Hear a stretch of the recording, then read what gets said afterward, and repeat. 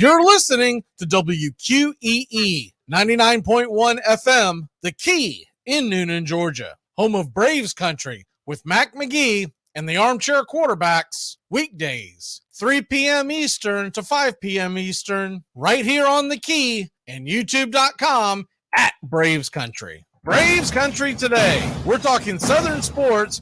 We go live 3 to 5 weekdays right here on WQEE. Braves Country today. Southern sports talk with the voice of Braves Country baseball, Mac Magee. Joined every day from sports analysts from all over Braves Country, talking college football, the NFL, Major League Baseball, and what's trending in the world of sports. Braves Country today. We go live 3 to 5 weekdays right here on WQEE.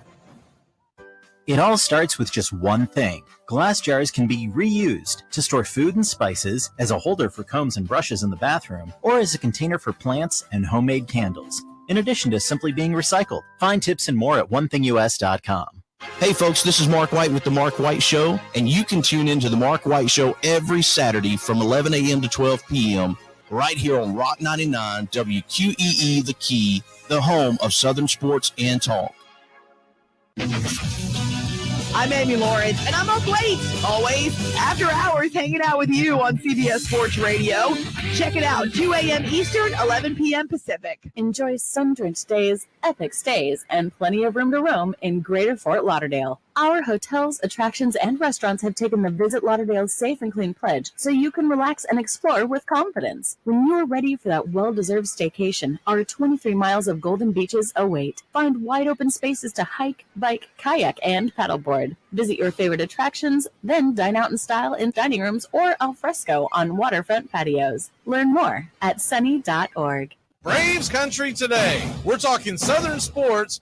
We go live 3 to 5 weekdays right here on WQEE. Braves Country today. Southern sports talk with the voice of Braves Country baseball, Mac Magee. Joined every day from sports analysts from all over Braves Country, talking college football, the NFL, Major League Baseball, and what's trending in the world of sports. Braves Country today. We go live 3 to 5 weekdays right here on WQEE.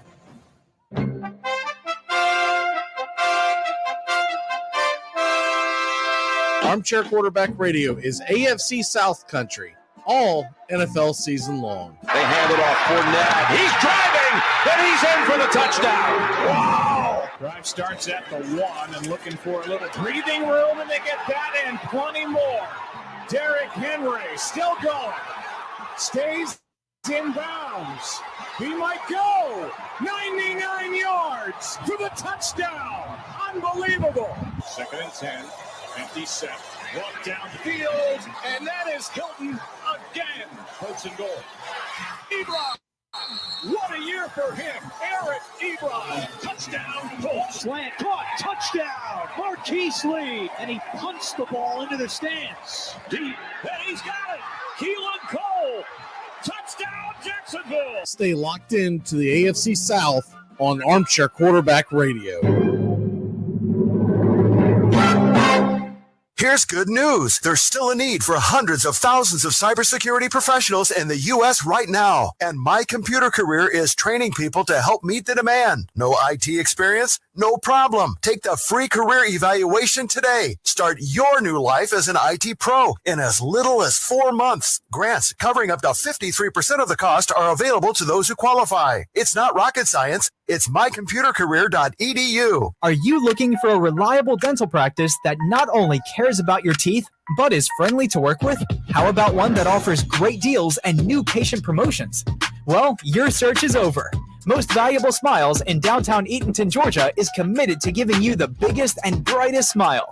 Right now, get a $99 new patient special, including x-rays and exam. Maybe you're looking for veneers. Most Valuable Smiles veneer special includes 1 free veneer with every 5 purchased. Or get that bright white smile you've always wanted by taking advantage of an exclusive $100 off Zoom whitening treatment when you book today. And don't forget that 2022 is almost over.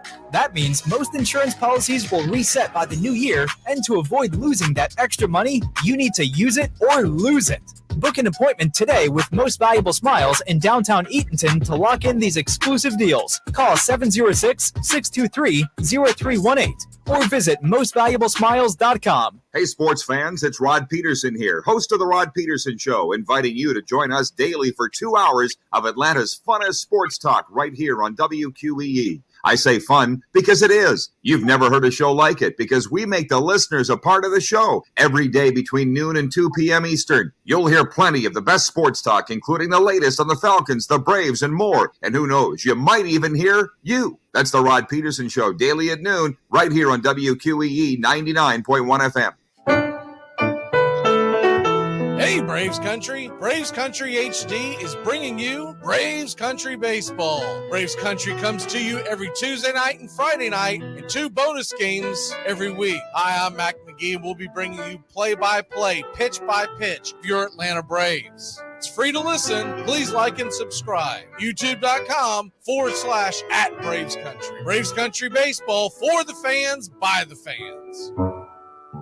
It all starts with just one thing. When recycling, rinse out jars and cans, and avoid recycling wax paper or paper soiled with food.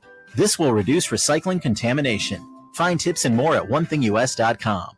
What's your one thing? It's the best in sports and entertainment, and get locked in and locked down with Rhino Radio Penitentiary, 7 a.m. to 10 a.m. with your host, me, Ryan O'Neill, each and every morning, right here with the best in sports and entertainment, all the way from professional sports to college sports to River Dragons hockey and everything in between, including some of the very best local and national guests. It's the Rhino Radio Penitentiary, 7 a.m. to 10 a.m. Monday through Fridays, right here on 99.1 FM WQEE.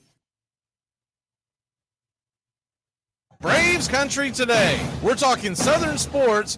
We go live 3 to 5 weekdays right here on WQEE. Braves Country today, Southern sports talk with the voice of Braves Country baseball, Mac Magee. Joined every day from sports analysts from all over Braves Country, talking college football, the NFL, Major League Baseball, and what's trending in the world of sports. Braves Country today. We go live 3 to 5 weekdays right here on WQEE. You're listening to WQEE 99.1 FM, The Key in Noonan, Georgia. Armchair. There's something kind of about a kid that's never played baseball. We have been hoodwinked, bamboozled, and flat out deceived. Why did you get so drunk? You got drunk. I'm just really exhausted. What's in that cup? Rum and Cokes. Do you have any idea how important this is? Try to save the bubble. Really, this is what you're doing? Chief, what do you want to do tonight? The same thing we do every night. Try to take over the world. 106 miles to Chicago. We got a full tank of gas, half a pack of cigarettes. It's dark, and we're wearing sunglasses. Hit it. Armchair. YouTube Live. Radio station. The radio station you can call your own. What listeners like about our station? I like everything. It's always on my radio. We never stop the music, except for now, when I talk. Listening to Braves Country with Mac Magee and the Armchair Quarterbacks. We're here live weekdays, 3 p.m. Eastern to 5 p.m. Eastern, WQEE 99.1 FM, The Key, and simulcasting on YouTube.com/@Braves Country. Your first choice for Southern sports. Good afternoon. I'm Mac Magee, and I don't know much, but I know one thing. Those New York Yankees are coming with that Big D energy. Perfect game, fourth in their history. Don, David, and now Domingo. Armchair.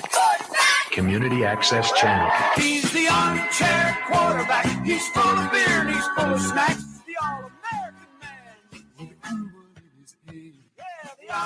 Yeah, howdy, hi, and how the hell are you? We ought to be doing great, Braves Country, coming off that sweep. Get them brooms out, baby boys. Swept the Twins away.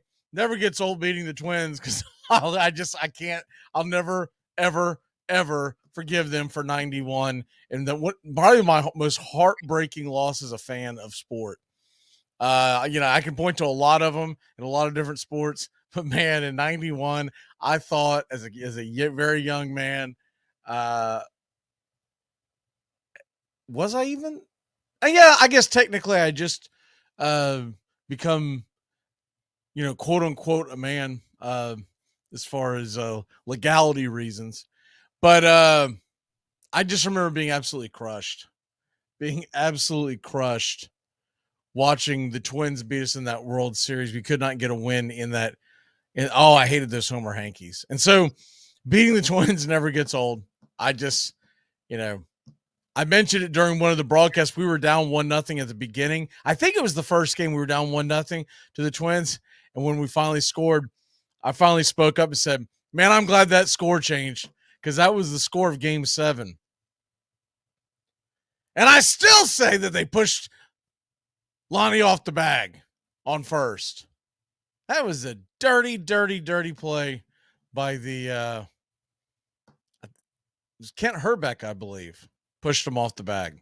I don't know why more guys don't do that, but it's still a dirty play. But anyways, let's get into what we got crack-a-lackin'. We're going to do the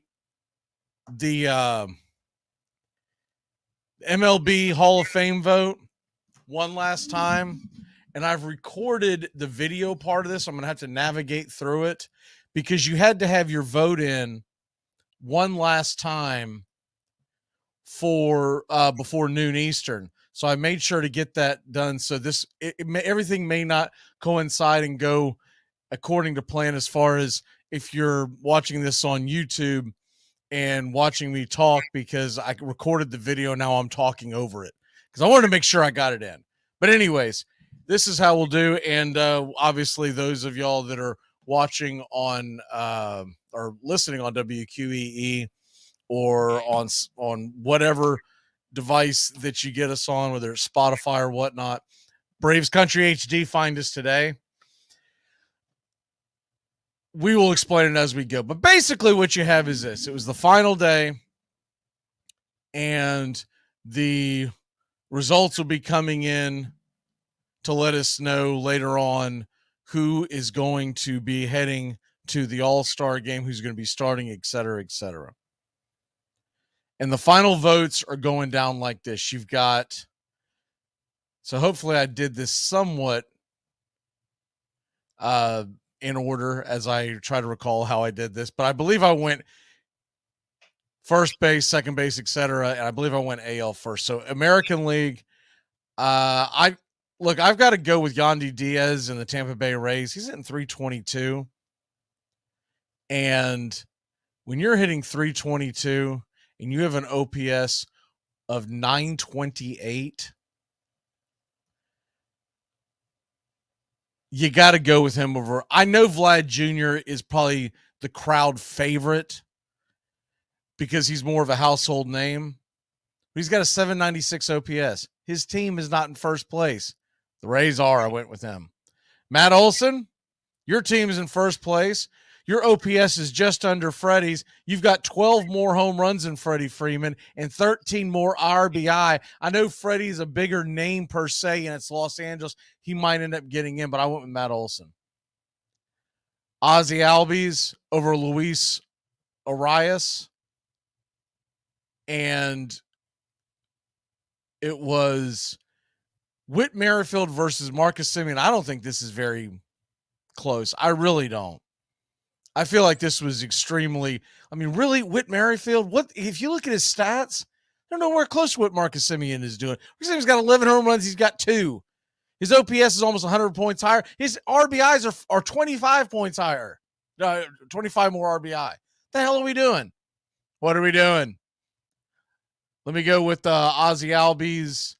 I ended up taking him over Luis Arias. I know it's a cool thing with Arias in the 396. He's only got 3 home runs. Ozzie has 18.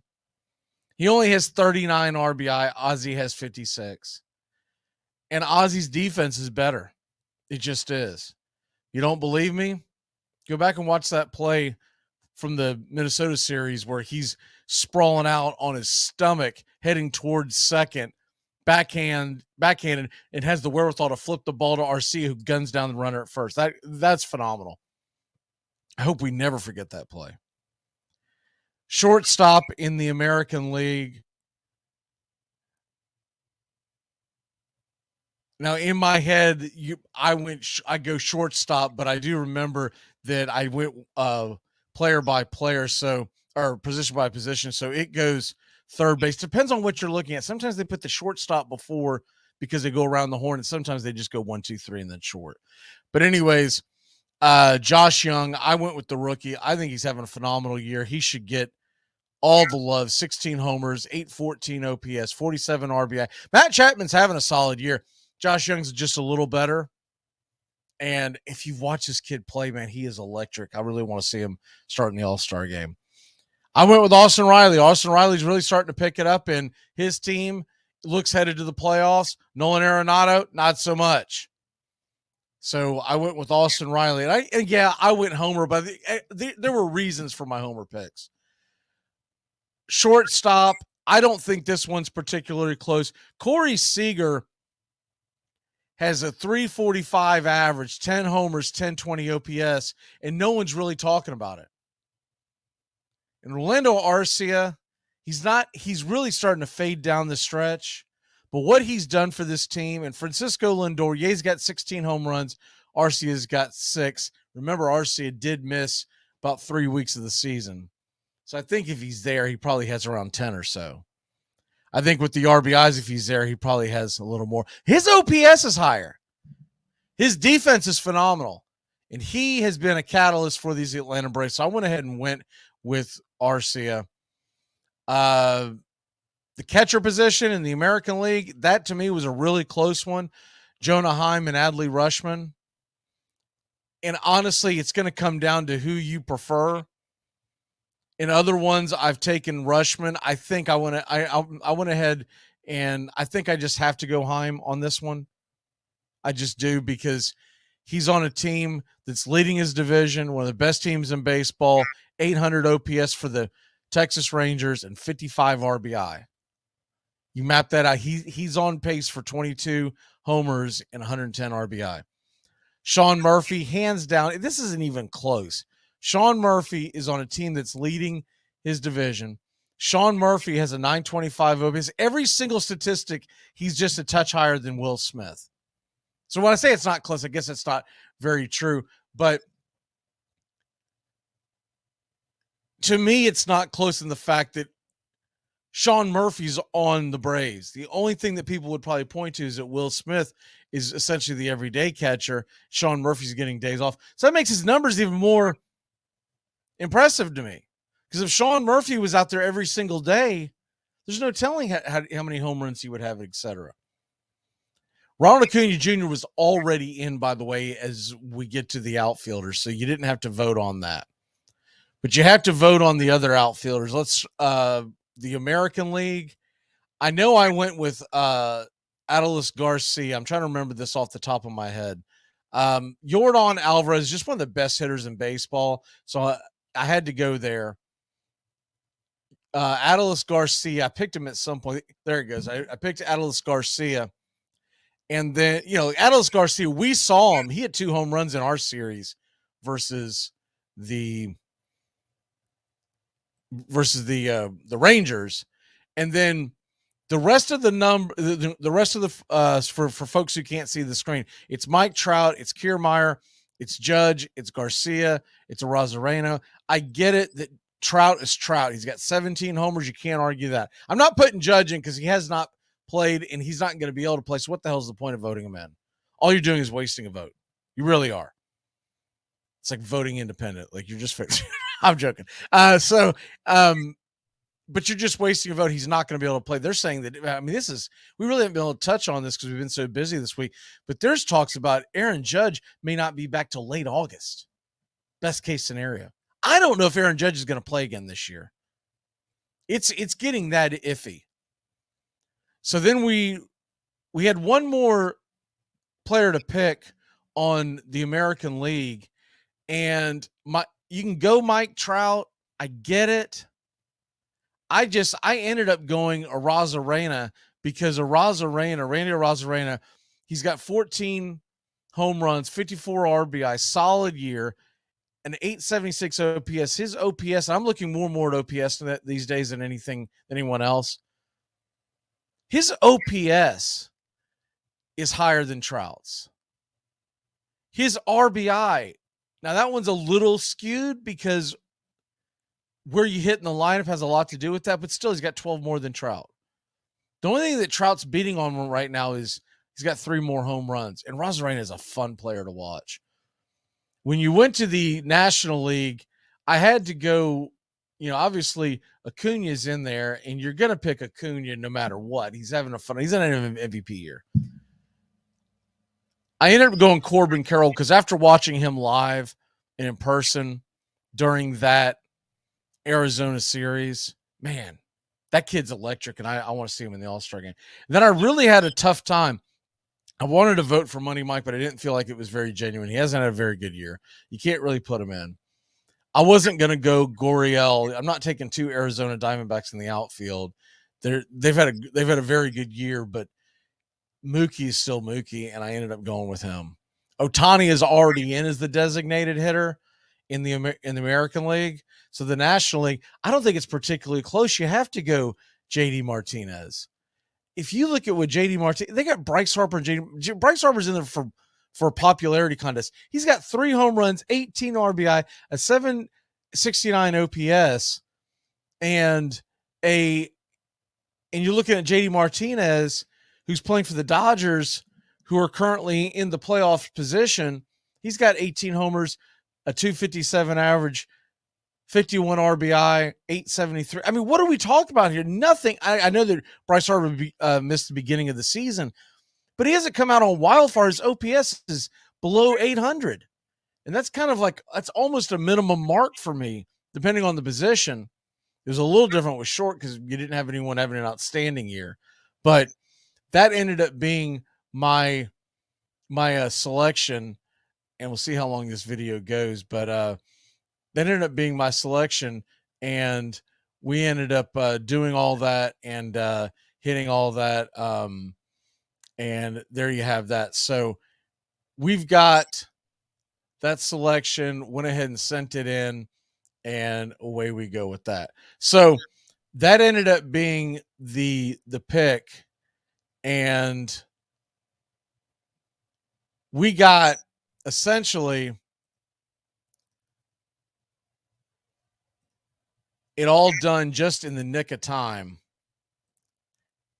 And you know what's funny is that when I was doing this, I remember at the very end, every single time they automatically click that you want to get their automatic emails. And I've voted several times during this time period, right? No, I don't want your automatic emails. Why would I want your automatic emails? Get enough emails that I ignore. I want to add more to them? No. So anyways, as just a little side note, when you're doing it, if you're doing any of this stuff, just realize they're always trying to send you these automatic emails. Why does anybody think that's going to work? Because if I get one of your automatic emails, it's not someone that I know. It's not someone that I'm actually paying attention to on a regular basis. Well, I end up just spamming you. So what is the point of this? Anyways, there is that. Before we get into let's see where I went with this. Before we get into Braves country, I did want to go ahead and talk about, it was kind of funny. A buddy of mine sent me the text. I don't remember if it was this morning or last night, whenever it was. And he said, well, does this perfect game count because it was against the A's? I'm like, I don't know, man. I know there's 2 losses counted while we were out there in Oakland. So look, I know Oakland's not a dynamic team. They did beat us 2 out of 3. Congratulations to Domingo Germán, who honestly, for folks who haven't followed him, he's had a terrible year. He's had a few good outings, but he's had a terrible year, and they were expected to lean on him. And I mean lean on him. Instead, it was just an absolute terrible year for him so far. And he goes out and gets the perfect game. Just the 24th. Now, these I care about. I caught the tail end of it because I got the alert that he was going for the perfect game. So I caught the tail end of it. I went into the 8th inning just as they're ending the 8th inning. And I saw them get the last out in the 8th inning and then go. And then of course, obviously, I went in and saw the highlights. But Domingo Germán, man, he absolutely went out there and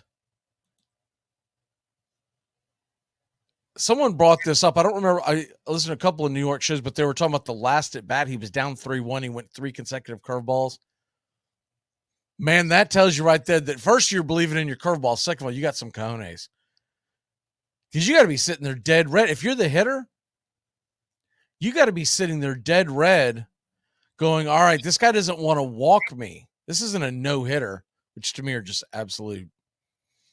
At this point, they've gotten so watered down and the combined no-hitters and all that stuff. They're not what they used to be. So with all that being said, you're out here looking at the combined no-hitter. And when you get to those, honestly, all no-hitters, what is it, 135-ish? Somewhere in that neighborhood? All right. I knew the number not too long ago. Maybe it's 133. It doesn't really matter. This is just the 24th perfect game in the history of Major League Baseball. 24. Now, 4 of them, 1/6 of them have come from the Yankees organization. That doesn't surprise anybody. New York Yankees have been dominant for over 100 years. Of course, they're going to go out there and dominate statistics like this. But they are really fluky. Because when you look at the history of the perfect games, you've got guys in there that they're known because of their perfect games. But if you went and looked at the guy's info, you're not that impressed. By the way, the first perfect game was in the 19th century by Lee Richmond. That was in 1880. There was another one. There was 2 perfect games in 1880. Lee Richmond, and 5 days later, John Montgomery Ward. Yes, that Montgomery Ward, the one that I don't think they're around anymore, but those of y'all that were alive to remember them, they were basically like a Sears J.C. Penney type of store.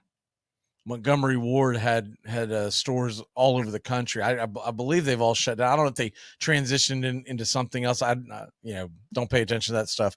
But the ones since the turn of the century, Cy Young, Addie Joss, Charlie Robertson, but then you got like Don Larson, New York Yankees, the only perfect game in postseason history, threw a perfect game in the World Series. Back then, that was the only postseason you had. But you look at his overall record. When I was a kid and I heard about Don Larson's perfect game, I just assumed this guy was like a Hall of Famer. I just assumed. He was 81 and 91 lifetime. What do you pitch for? Here's the most shocking thing. He had 172 decisions, right? He pitched from 1953 to 1967. And I won't go into the weeds of all of this stuff, but basically sparingly and towards the end coming out of the pen. But for the Yankees, he was a part of that Yankee dynasty, 55 to 59. And he threw that perfect game in the World Series, Game 5 in the 1956 series. That's what everybody's always going to remember. I mean, to me, the lasting memory is from what I've seen on video. And I did actually go back and watch that during the during the shutdown pandemic when we were all bored to tears. So I went back and watched because it was such bad video. It was really hard to, get into it per se, but it was cool to kind of gauge everything, more of the reactions. But when Yogi Berra, who we talked about earlier this week, goes leaping into his arms, and it just showed you how small Yogi Berra was, and yet the greatest catcher of all time. But Jim Bunning, Sandy Koufax. And when you hear Sandy Koufax or Catfish Hunter through a perfect game, you're like, that sounds about right. When you hear that Mike Witt threw a perfect game, he was one game on over 500. He threw a perfect game. What was that? September of 84 versus the Rangers. You have, anyways, we'll probably do that as a Once Upon a Pastime part of that series. We'll probably do that down the road, perfect games and who caught him and all that kind of stuff. But this came on me so quick, I didn't have time to really, deep dive, do a deep dive. And but you go to more present time, more guys that folks are most likely to have remembered. Dennis Martinez, El Presidente against the Dodgers. That was a great one. Kenny Rogers, or as they called him, the Gambler. He pitched one in, 94. David Wells, I think everybody remembers that one because it was right in the middle of the ESPN era in 98 when ESPN really started getting, what we call now viral, and him punching the air and just so excited. I don't even know if I grasped at the time how important that was because you'd seen other no-hitters, but you'd go, okay, well, perfect game. Well, I didn't have the access to Google this stuff, and I don't remember if I knew how rare they were. I do know that by 99 I knew because I remember David Cohn. I was like, oh, my God, there's only so many perfect games at the time. I think there was under 20 at the time. And two of them went back-to-back years. So then you're on perfect game watch. Well, who's going to throw it next? We don't get another one until Randy Johnson. We all remember this one against the Atlanta Braves in 2004. And I remember that game like it was yesterday. I was off work that night. I was working in the restaurant business. I was off work that night. I just started working at this little restaurant in Middle Tennessee. Good buddy of mine that we're still good friends to this day. The perfect game was thrown, and I was watching till the end. I knew that he was having friends over. We were all going to drink some beer, shoot some pool, that kind of stuff. And we lived in the same cul-de-sac, and I waited till the end of the game. And I remember sitting there on the damn edge of my seat wanting anybody to break up the perfect game. I remember going, man, at least don't, even if you walk, whatever, air or something. I didn't want I guess looking back on it, it's cool to say, hey, I remember, but I watched pitch by pitch of that game that I was like, yeah, but at the same token, I'm not happy about it. So that's my least favorite perfect game by far. Randy Johnson, he was unhittable. Excuse me. He was unhittable. And now that I see these things that I'm doing the games now I'm starting to understand why Bruce Dreckman is so bad behind the plate. He was in that game. That was 20 years ago. They didn't have an age limit on these umpires. I don't care if everyone's, age isn't more. Dude, you're back there squatting behind home plate and using your vision. Man, they got to start running you out of the game. At least run you out from behind home plate at a certain age. It really is. I mean, I don't care what anybody says. Something's got to be done about that. You can't have these guys who should have been put out to pasture years ago deciding the fate of these teams. But anyways, another rant for another day. And then we go to Dallas Braden. That's a random one, right? He threw the one against the Tampa Bay Rays in 2010. Mark Burley before that. And Dallas Braden, right? Let's be honest, he sucked. He was 26 and 36. How long did he end up playing? Let me see how long he ended up playing. 2011. So he was out of the game. Oh, torn capsule in his left shoulder. Now, I knew there was something about the injury. But it looks like he stopped playing right after the torn capsule on his left shoulder. He was done. And he was, by the way, he's the one in the booth with his partner, Glenn Kuiper, at the time. Because I remember going, that's Dallas Braden. That's where it happened to him. He's sitting right next to Glenn Kuiper when he made the comment about the Negro Leagues Museum that I will not repeat because it's an awful thing that anyone would even think, much less say. He was sitting right there and just kind of nodding along. And I remember at the time looking and going, dude, you got to be aware. I don't know if he was, I'm not going to get all over Dallas Braden because I don't know if he was paying attention. We've all been in this conversation where we're nodding along and then go, wait, what'd you just say? But he's sitting there on live TV and that guy makes that comment. I'm sorry, but I would have had to, not saying you're going to throw someone in the bus, but you're going to say something like, do you want to run that by me one more time? What did you just say? And then if he dug in, you're like, dude, I'm not sitting on this set with you. But at least if he would have addressed it, Kuiper would have had a chance to go, what did I say? Did I say something? And at least you could have addressed it then. But anyways,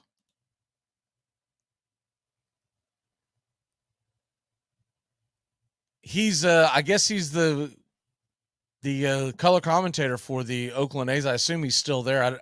I was just looking up to see if there was anything ever done about this. Kuiper was okay, so he was terminated for the incident. That was in May. So they waited 3 weeks later? That's kind of insufficient to me. But anyways, why in the world? I guess maybe they had to go through all the legal stuff. But anyways, Roy Halladay threw one in 2010. Phil Humber, that's another random one. Matt Cain was a solid player. Felix Hernandez was really good for a short period of time. And so the last one we've had was 11 years ago, which is crazy because when I started talking about not the Randy Johnson one, but Burley, 2, 3, 4, 5, 6, we had 6 of them in a 4-year span, 3-year span. And then that's the first one in 11 years. That's nuts to me that they would just go bam, bam, bam, bam, bam, bam, bam, bam. Because you figure normally it's got something to do with the game. I wasn't sure if we were going to get a perfect game for a while once they changed the rules this year. They've made it a lot easier to get base hits. But it's a little surprising to me during that stretch. I'll say, I think I said 15 to 21 yesterday during the broadcast, but really I got to thinking about it. It was about 2014. With the Braves, it was actually a little before then, but I'm talking about Major League Baseball. From about 2014 to about 2021, striking out was at an all-time high.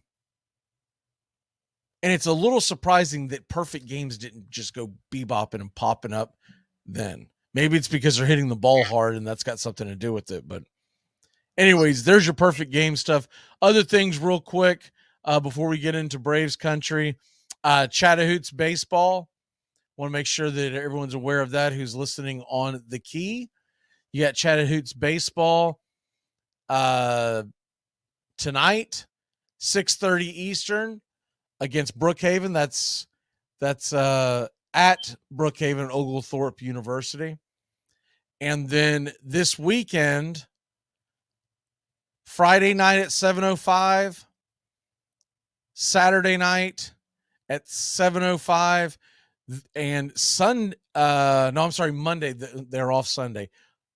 So Friday night and Saturday night, 7:05, they're going to be at home, and it'll be right here on the Key. And they're going up against the Waleska Wild Things, and that'll be at Golden Park. So you can go out there and catch those. And then just to hit you up real quick on the 4th of July weekend-ish, because really this weekend's going to last till like Wednesday. Monday, they're at home, and Wednesday, they're at home. Both those games at 7:05 Eastern. And remember, the pregame show comes on 15 minutes before. So all those are 7:05, except for tonight, which is 6:30. So you're talking about 15 minutes prior to all those pregame shows. So make sure to tune into that. All right, let's go ahead and take a quick break. When we come back, Braves Country, we're going to get into Schuster. What? Getting rid of another guy. Here we go. We'll be back in a flash here on Braves Country. Keep it locked in here on the Key in Braves Country HD. Find us today. What are you babbling about? Well, maybe I just think you're being a little hard on her. Well, that's nice. But right now I am too angry to pretend to give a crap about what you think. Tom has been a teacher for over 40 years. One day, I think one of the students had asked the question and he didn't remember the answer. And I also noticed that he was letting his class out earlier than they were supposed to let out. I was really starting to worry. Levi and I talked about how it would change our lives, but he was there beside me. When something feels different, it could be Alzheimer's. Now is the time to talk. Visit alz.org/ourstories to learn more. A message from the Alzheimer's Association and the Ad Council. Are you looking for a reliable dental practice that not only cares about your teeth, but is friendly to work with? How about one that offers great deals and new patient promotions? Well, your search is over. Most Valuable Smiles in downtown Eatonton, Georgia is committed to giving you the biggest and brightest smile. Right now, get a $99 new patient special, including x-rays and exam. Maybe you're looking for veneers. Most Valuable Smiles veneer special includes one free veneer with every 5 purchased. Or get that bright white smile you've always wanted by taking advantage of an exclusive $100 off Zoom whitening treatment when you book today. And don't forget that 2022 is almost over. That means most insurance policies will reset by the new year, and to avoid losing that extra money, you need to use it or lose it. Book an appointment today with Most Valuable Smiles in downtown Eatonton to lock in these exclusive deals. Call 706-623-0318 or visit mostvaluablesmiles.com. 15 minutes could save you 15% or more. Is that Shakespeare? Nope, it's Geico. Yeah, that's Shakespeare from one of his unpublished works. Oh, it be not for awakening. Nay, giveth thou the berries. For 15 minutes could save you 15% or more. No, it's from Geico, because they help save people money. Well, I hate to break it to you, but Geico got it from Shakespeare. Geico. 15 minutes could save you 15% or more. Welcome back to Braves Country. Mac Magee and the Armchair Quarterbacks, weekdays, 3 to 5 p.m. Drive time. QEE. You're in Braves Country.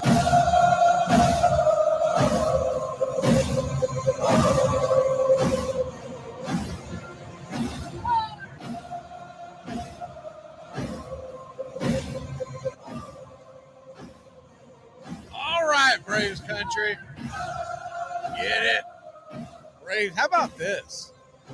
Going into today's action, Atlanta Braves are a half game behind the Tampa Bay Rays. How about that? How about that? We are 9 of our last 10. We've won 9 of our last 10, 5 in a row.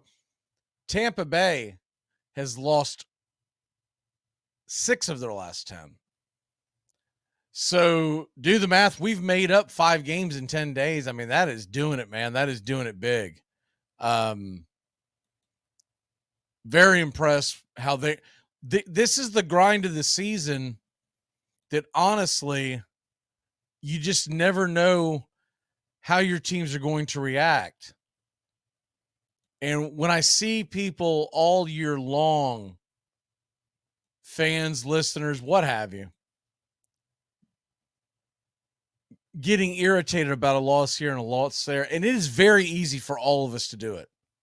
I'm not above it by any stretch of the imagination. I am not above it. I believe that when you look at the grand scheme of things, it's the great thing about baseball, as mad and as depressed as you can get after a game that, man, they play the next day. Obviously, unless it's October and you get knocked out or something. But so I think I've gotten better over the years, but when your team loses, you're like, ah. And some of us, as a Southern sports fan, that's probably the football fan in us. It's football fan in us that goes, this is ridiculous, because you're so used to having to waiting a week. But if you're going to be a baseball fan and you're going to stay sane, you're going to have to learn how to roll with the punches, as they say. But the punches have been few and far between here recently.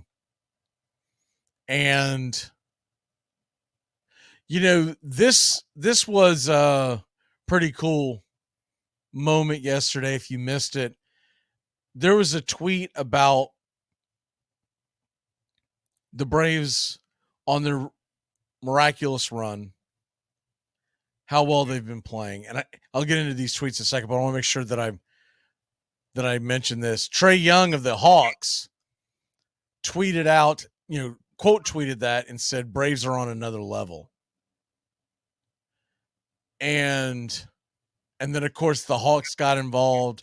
They put out a tweet of back when, if you remember earlier, Acuna and Trey Young were exchanging jerseys as Acuna went to go watch a basketball game this past spring.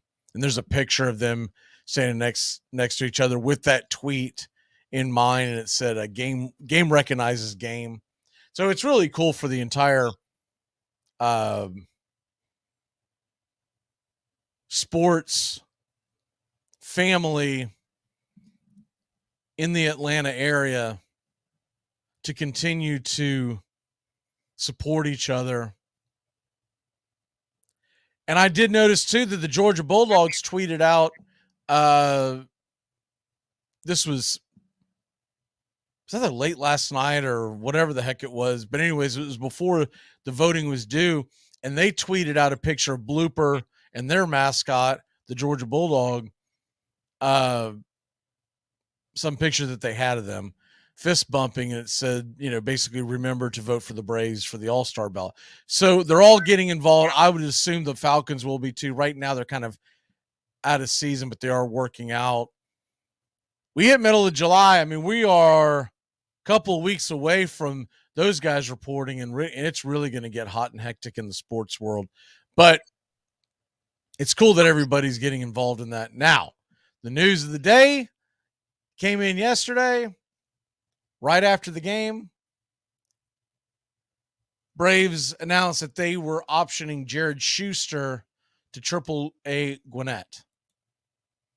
And there's a lot of speculation, but I don't think the actual official announcement will be made until tomorrow morning for a few reasons.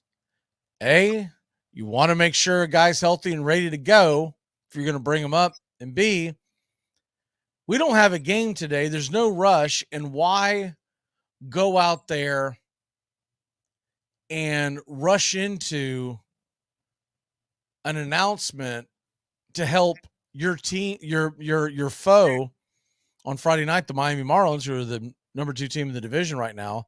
Who saw that coming this late in the year? I thought they could be feisty, and I thought the Marlins could make a run at the wild card. If you remember back in the pregame or the preseason predictions, I actually had the Marlins just on the outside looking in. I almost took them. But I didn't think they would be number 2 in the division right now. I thought they would be behind, just barely behind the Phillies and the Mets. And it would be like a logjam 4-team race. But they've got a healthy lead over Philadelphia. They got a 4-game lead going tonight. They do play in Boston tonight, so if you get a chance to check that out. But it's been a wild ride. And now we're sending Schuster down. And they did that right after the game. So what will that mean? Well, it means that we have to play 10 games before he's eligible to come back. And oh, by the way,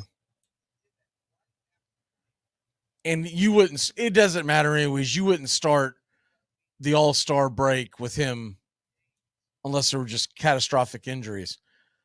But we will play 3 against Miami, 3 against Cleveland, and 3 against Tampa Bay before we hit the All-Star break. So he'll be eligible to come back that first weekend if that's the direction they go. I think they're trying to limit his innings. Same thing with Shawver. And so most believe it's going to be Soroka, but your boy, Brian Snicker, said that he wasn't going to make the official announcement. There'll be rumblings this afternoon and whatnot, but there won't be any official announcement, like in ink announcement, until Friday morning. So there you have that. By the way, did y'all see this play? It was the Padres and the Giants.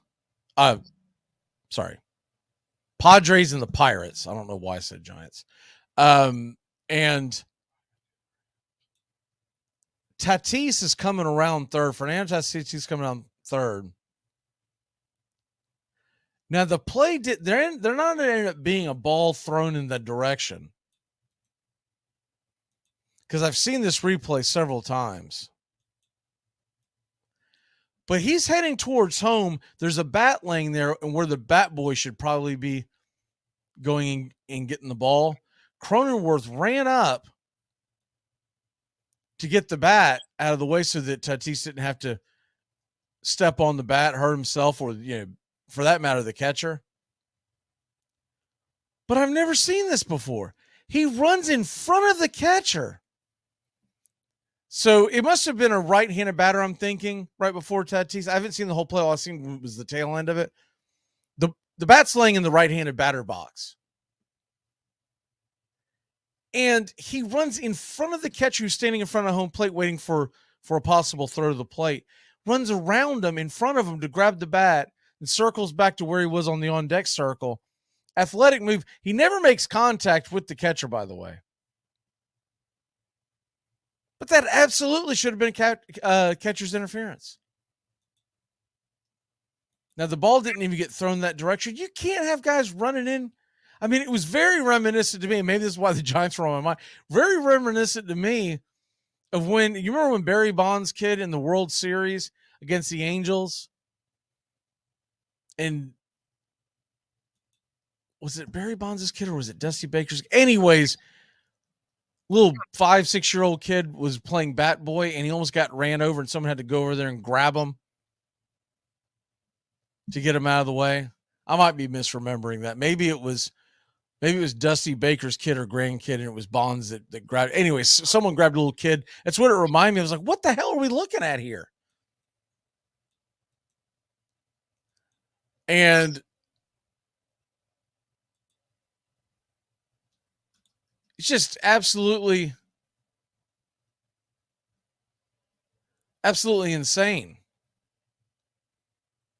Now, it was very athletic, but the point is, and it's funny because kind of reading through all these tweets as I scroll along here, there are a lot of these dopes that think they know baseball. They don't know baseball. And they're like, why is it a big deal? The ball wasn't thrown there. Doesn't matter. It may have affected the guy who thought about throwing the ball to home plate. That you see some dude running basically pass interference. That's basically what the dude did. It was basically pass interference. And he was face guarding him. So no, he didn't make contact, but he did not make an effort to make a play on the ball. Right? If you want to take it to the football way. But yeah, like, what are we doing? Unbelievable. Anyways, not a whole lot going on in Braves country today because we're off, but you start to look at that. Wouldn't that be fun if by next week, when we get to the final series of the season, it's going to be Braves Tampa Bay. And wouldn't that be a lot of fun for it to end up being,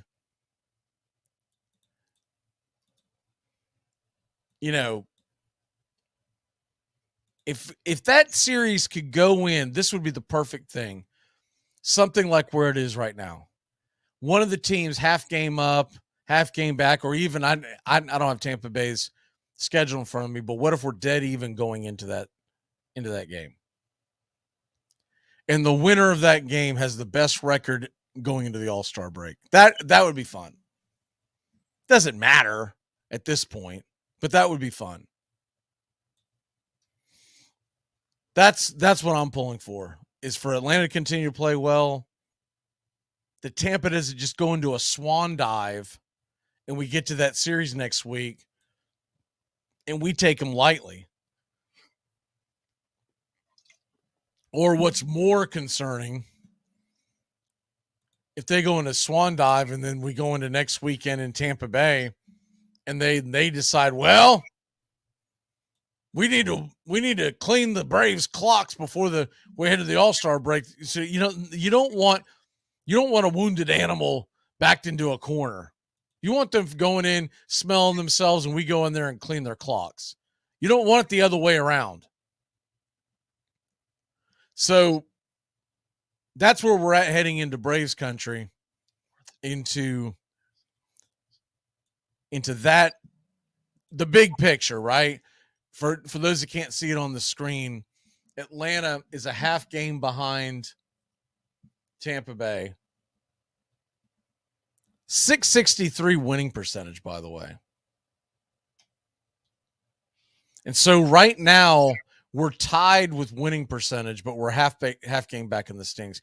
We're a half game back in the loss column, or actually at half game in front of the loss column. They have 28 losses. We have 27, but they've played 2 more games and they've won both of them. So for argument's sake, they're a winning series in front of us. 2 wins, 1 loss. Realistically, I feel like that puts us ahead.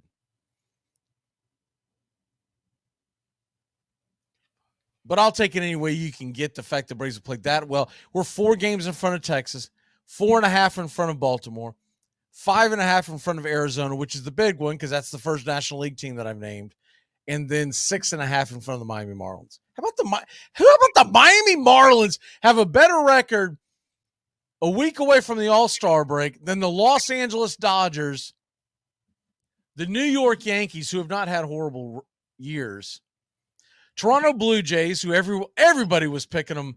I think 2 or 3 guys on this show picked them to head to the World Series.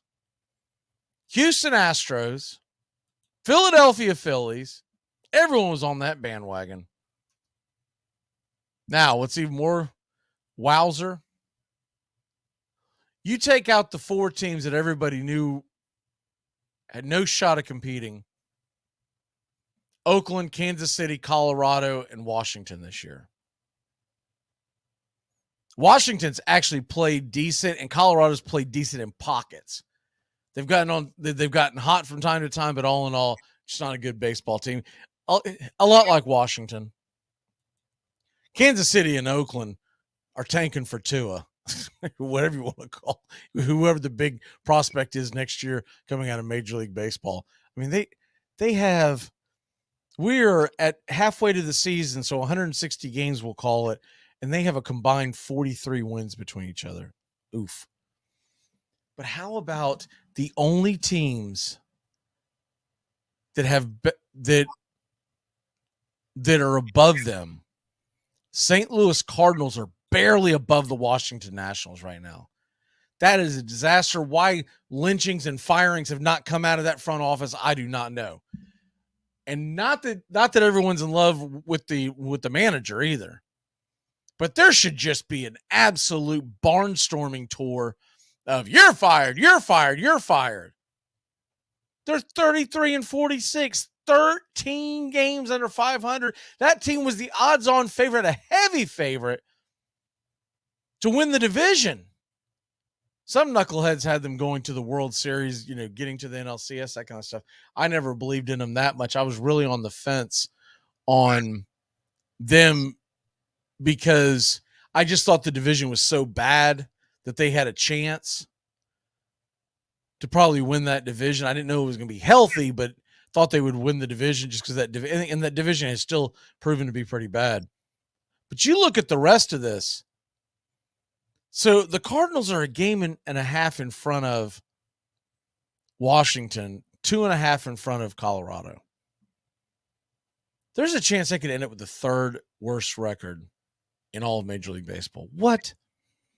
White Sox are barely above them. That did not shock me. I know a couple of guys on the show they're and look, you got to give them a break. They live in the Chicago area. They get pumped full of a bunch of nonsense. Chicago White Sox are a disaster and have been a disaster for years. And they should be blowing that thing up as well.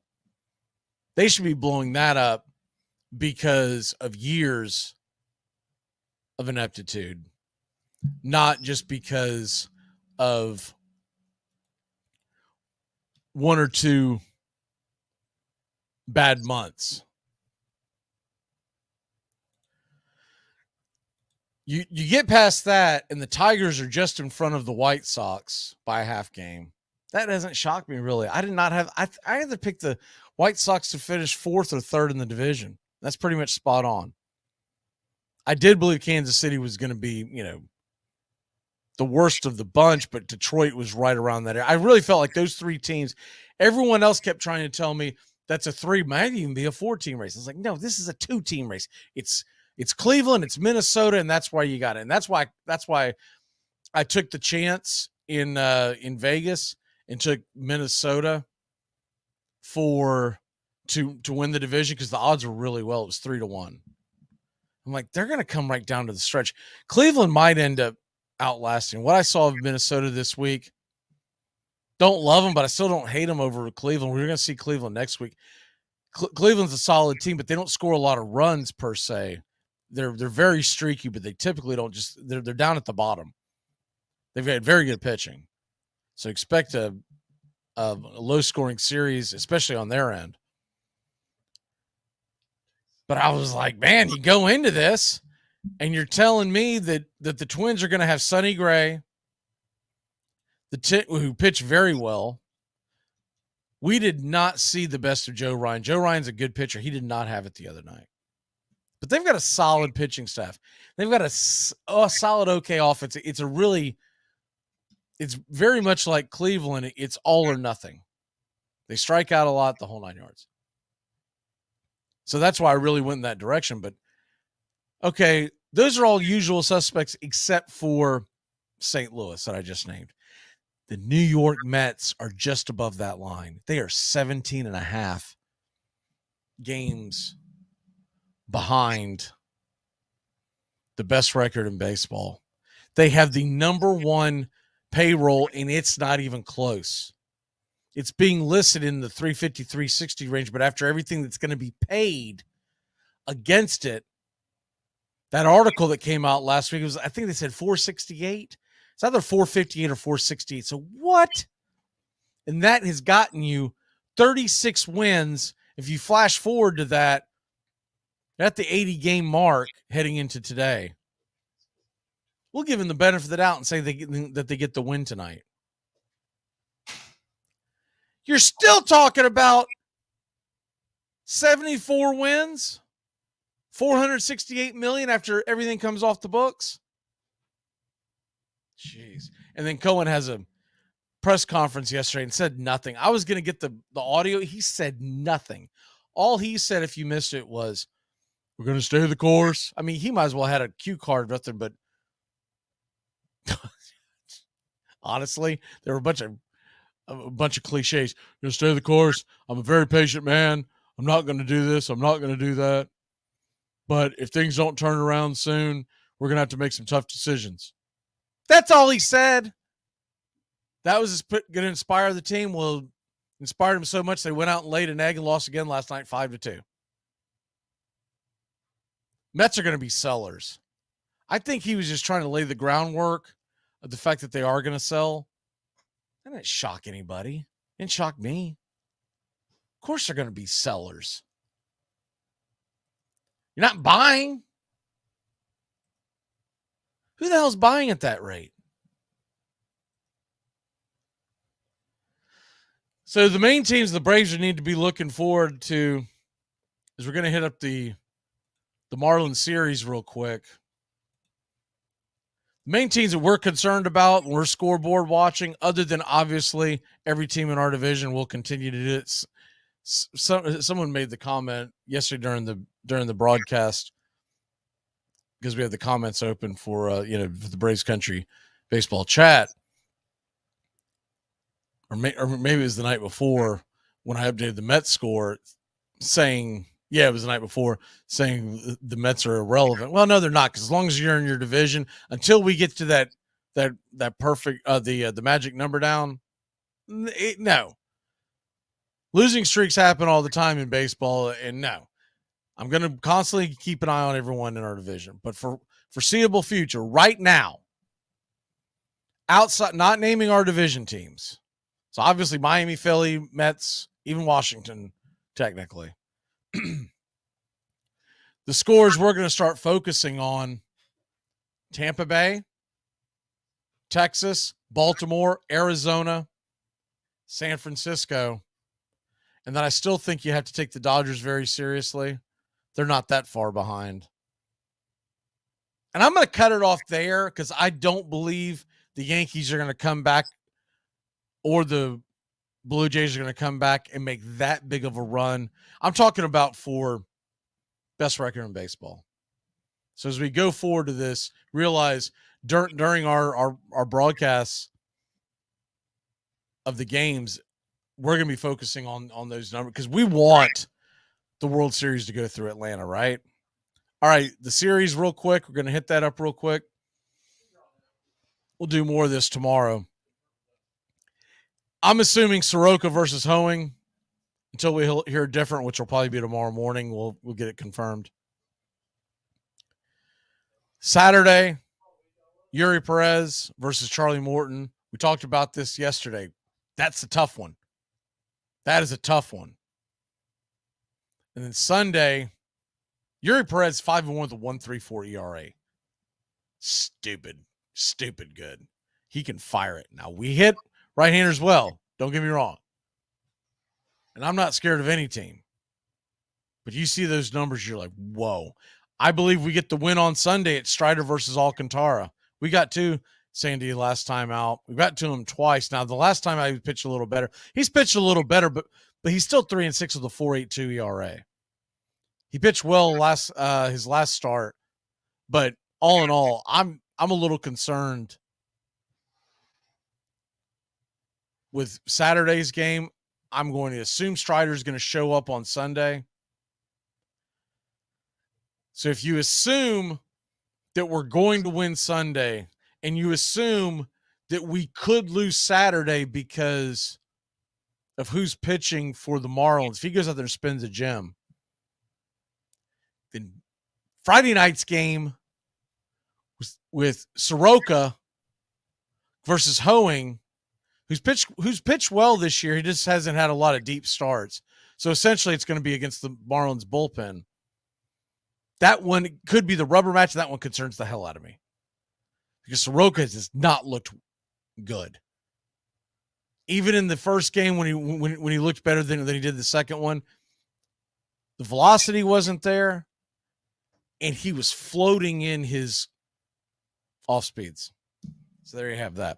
All right, let's go ahead and take a quick break. When we come back, we're going to do something a little different. So keep it locked in here. We're going to talk about something I don't think a lot of folks talk about when it comes to the world of baseball. Or at least they don't talk about it enough. They'll wait one anniversary here and there, but we're going to get into it today. Keep it locked in here on Braves Country Today, 99.1 FM, WQEE. Braves Country HD. Find us today. YouTube, smash that like. Subscribe today. We will be back in a flash. Keep it locked in here on Braves Country. A random off day. Been all over the world. Beat them all. And it's hard to believe, isn't it? Really hard to believe that so much man could be wrapped in such a good-looking package. Hey, sports fans, The Key has a brand new show. Braves Country is coming your way weekdays 3 p.m. Eastern to 5 p.m. Eastern. Drive time on WQEE. Braves Country is a Southern sports talk show with Mac Magee and the Armchair quarterbacks. We'll be talking the Atlanta Braves and Major League Baseball, along with everything important to sports fans in Braves Country.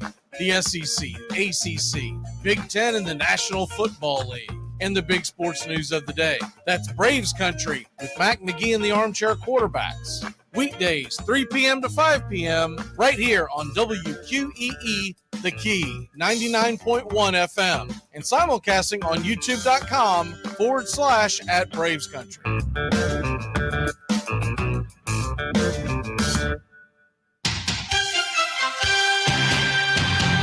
Hey, y'all, I'm Mac Magee, and you don't want to miss as we covered the entire NFL on Armchair Quarterback Radio. 12-0 Chicago Bears. If they could go all the way, they would be 19-0. The last undefeated team in pro football history, these Miami Dolphins. 72, 14-0 regular season. After the Super Bowl, they were 17-0 for a third down and 6.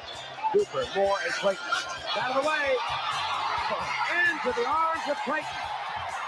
Oh, and are things going right for the Dolphins tonight? 42-yard touchdown, batted into the air at the line of scrimmage.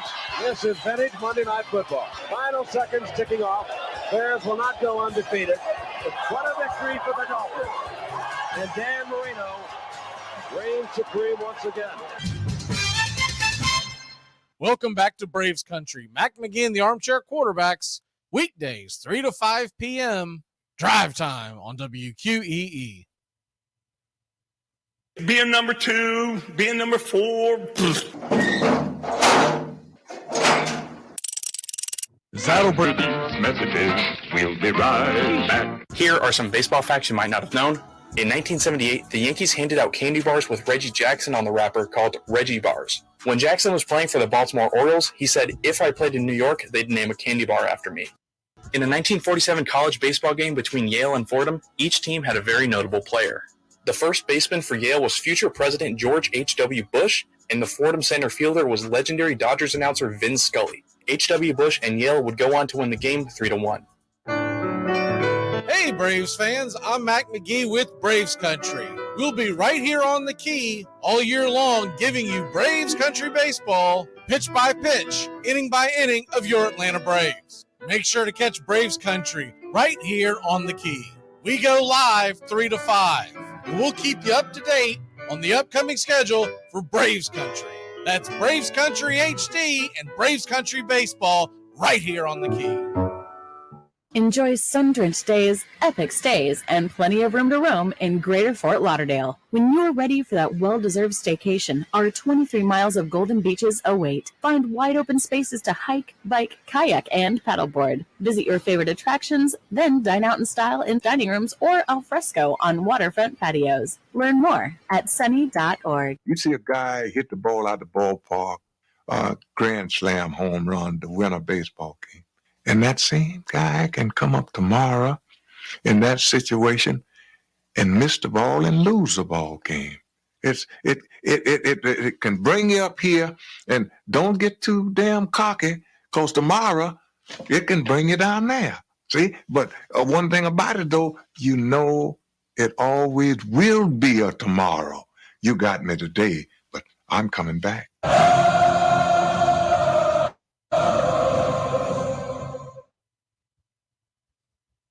Welcome back to Braves Country Baseball, and we're going to do something a little different today as we continue the Once Upon a Pastime series. We're going to talk about the Negro Leagues, and I went to the Negro League Hall of Fame in Kansas City, Missouri. It was the summer of 2009. I happened to be in Kansas City. I'm an old restaurant guy, and I was in a chef competition. That's the short of it. It was the national championships. Finished in the top 10, by the way, and finished the highest for first-timers. I was very disappointed in myself because I did not win, That's just your competitive juices. And it wasn't until my chef, my instructor, who went with me to the championships, said, hey, you look glum, you look down. And I said, yeah, man, I did this wrong and I did that wrong. I won't get into the weeds of all that. He said, you finished first for rookies. And we had planned to go the year after, but I ended up moving, and long story short, didn't end up going back that second year to compete, because to get there, you had to win. So I won the gold medal for the state of Florida to get there. And that's how I ended up there. You had regional, super regional, all that stuff. And then it's just like almost any other competition. You have to go through things. And when I got to go to that championship, I got to pick one of my instructors. I was working in the restaurant business, but I was also going to culinary school at the time. And so I kicked the crap out of a couple of people from the CIA and the Culinary Institute of America.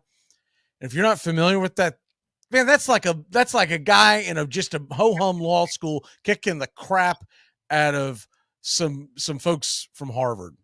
It's like that kind of stuff. So that part was really cool after you soak it all in. But at first I was ticked off. But I picked him to go with me because he was the only sports fan of all of our chefs. And I knew that he would enjoy it. He was a big baseball fan. He enjoyed the Braves. I want to say his favorite team was someone from the Midwest, but it's been so long I can't remember. We talked all sports, and he was in college football as well. But the point is, I picked him because I was like, man, if I'm going to go out there and compete and go to Kansas City, I noticed the Royals were at home. We went to the Royals Cardinals game. That happened to be on Father's Day, and our plane landed that day. And the short of it is, he was going to be out of town, missing his daughter on Father's Day. So I decided to treat him to the baseball game. It was only fair. And we had a very good time. Albert Pujols, he had a moonshot into the water fountain. We were sitting right there. It was really cool. But I knew I was going to want to do some baseball stuff. And then I found out that the Negro League Hall of Fame was there, and I went there. He ended up having to do something else. So I went by myself. It's funny, the two Hall of Fames that I've been to, the Negro League and then the National Baseball Hall of Fame, both of them I've gone to by myself.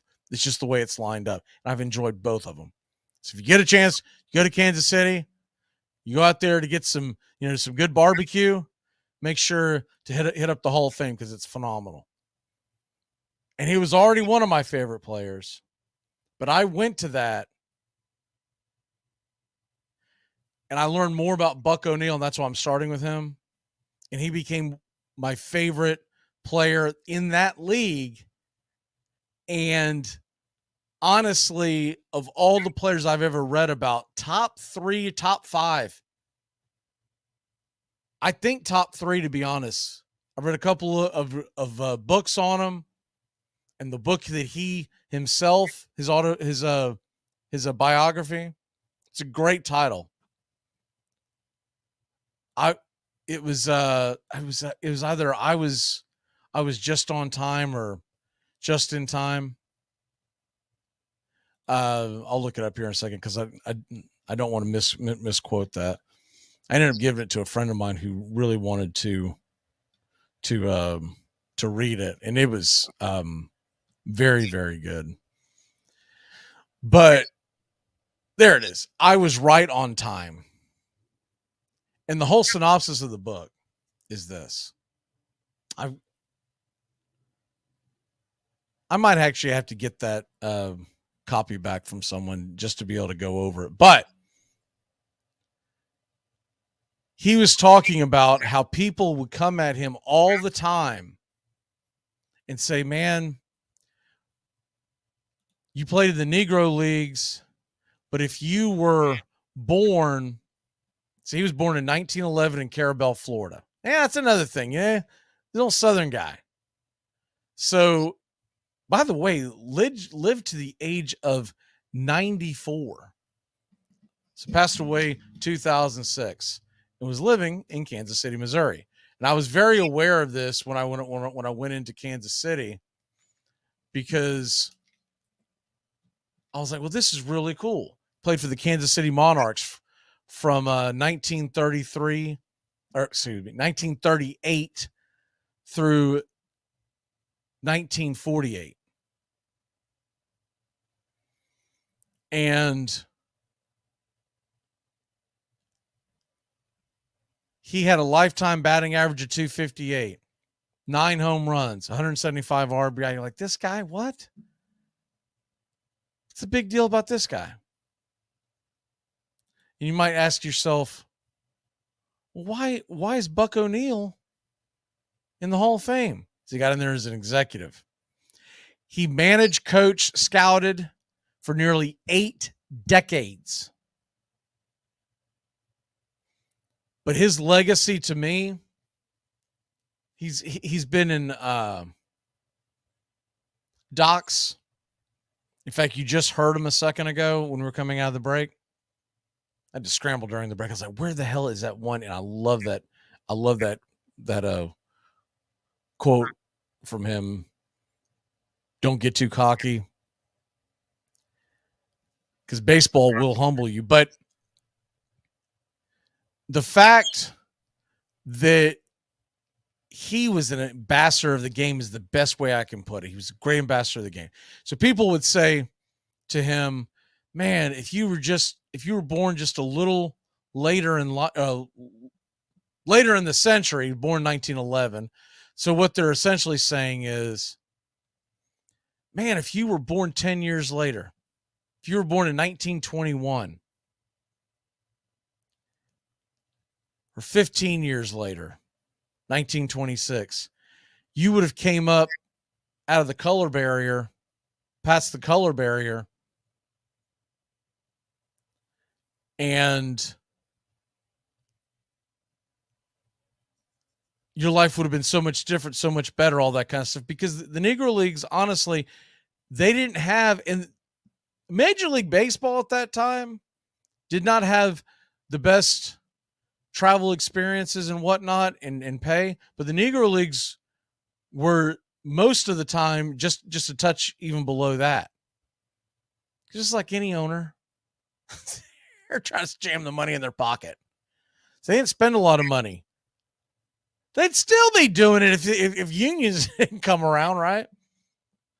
But what I love about Buck O'Neil, and I'll probably try to find some of the other quotes that he's for some of the other breaks. But he had just a great outlook, and he said, man, if I would have been born later, I would have never gotten a chance to play in the Negro Leagues. He loved it. He loved the camaraderie. He loved the game of baseball.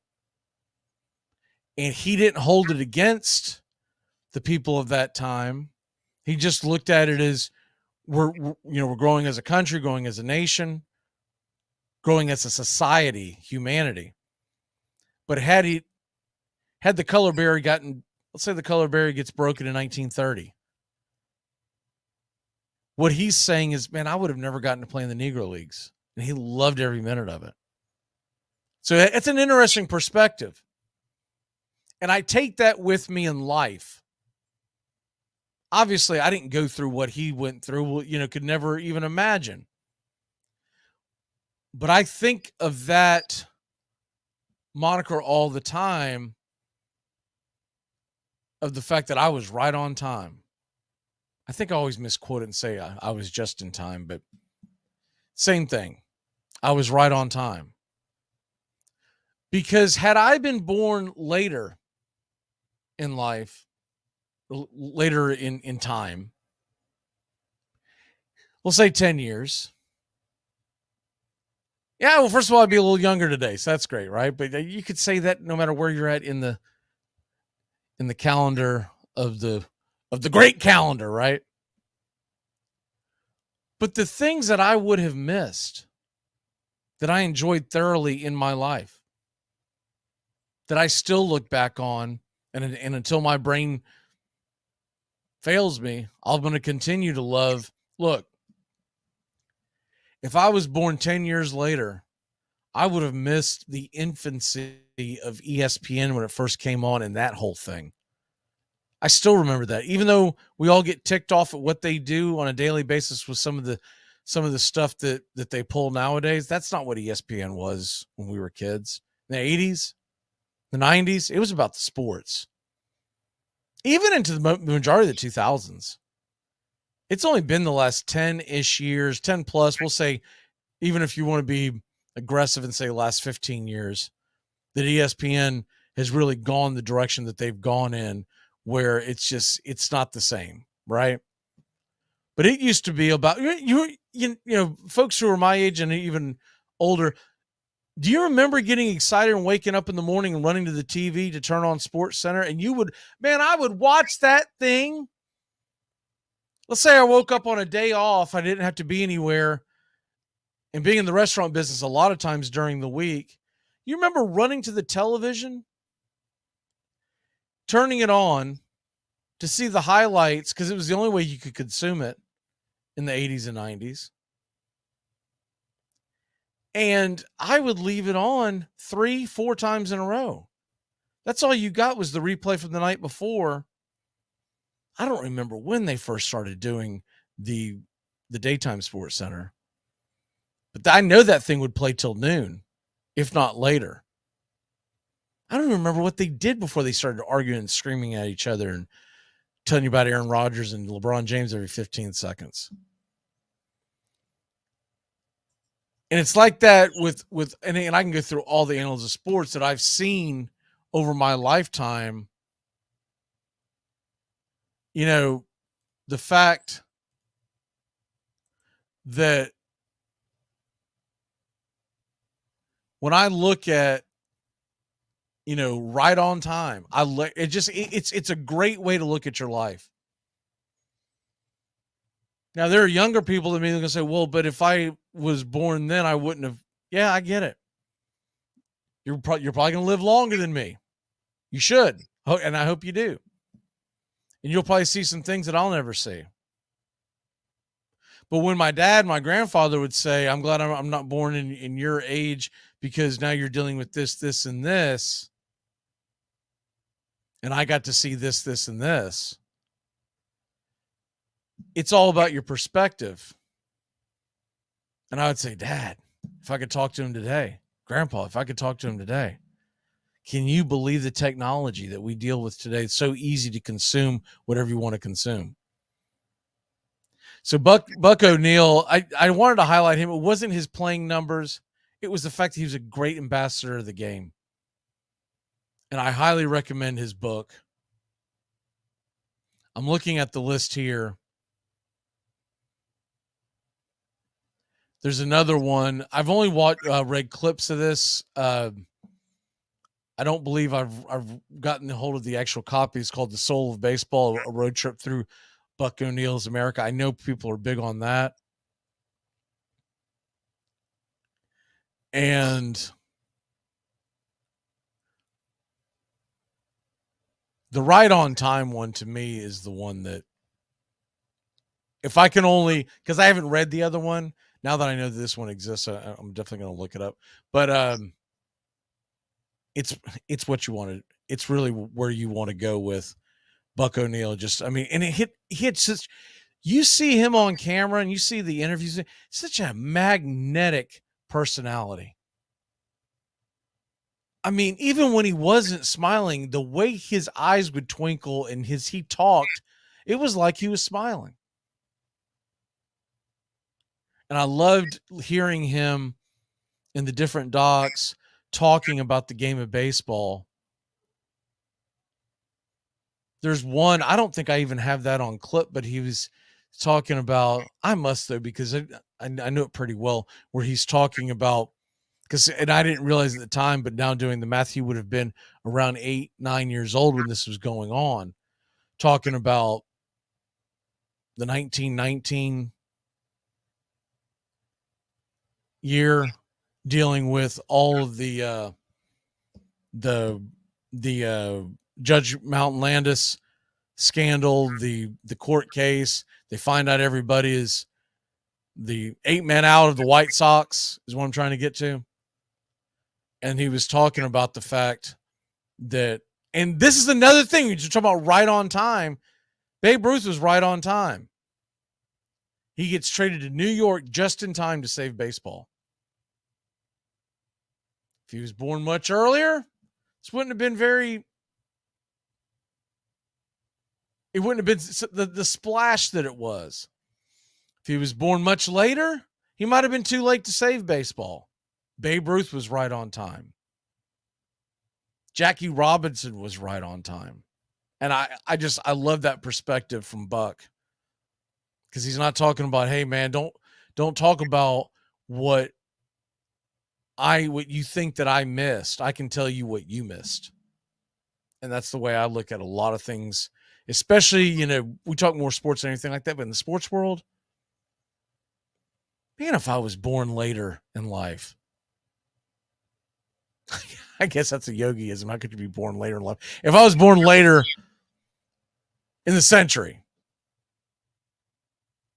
I would have never gotten to grow up watching Dan Marino zip it. I would have missed Nolan Ryan. I would not have seen Dale freaking Murphy play. And if I was a Gen Zer right now, I would have missed Chipper Jones.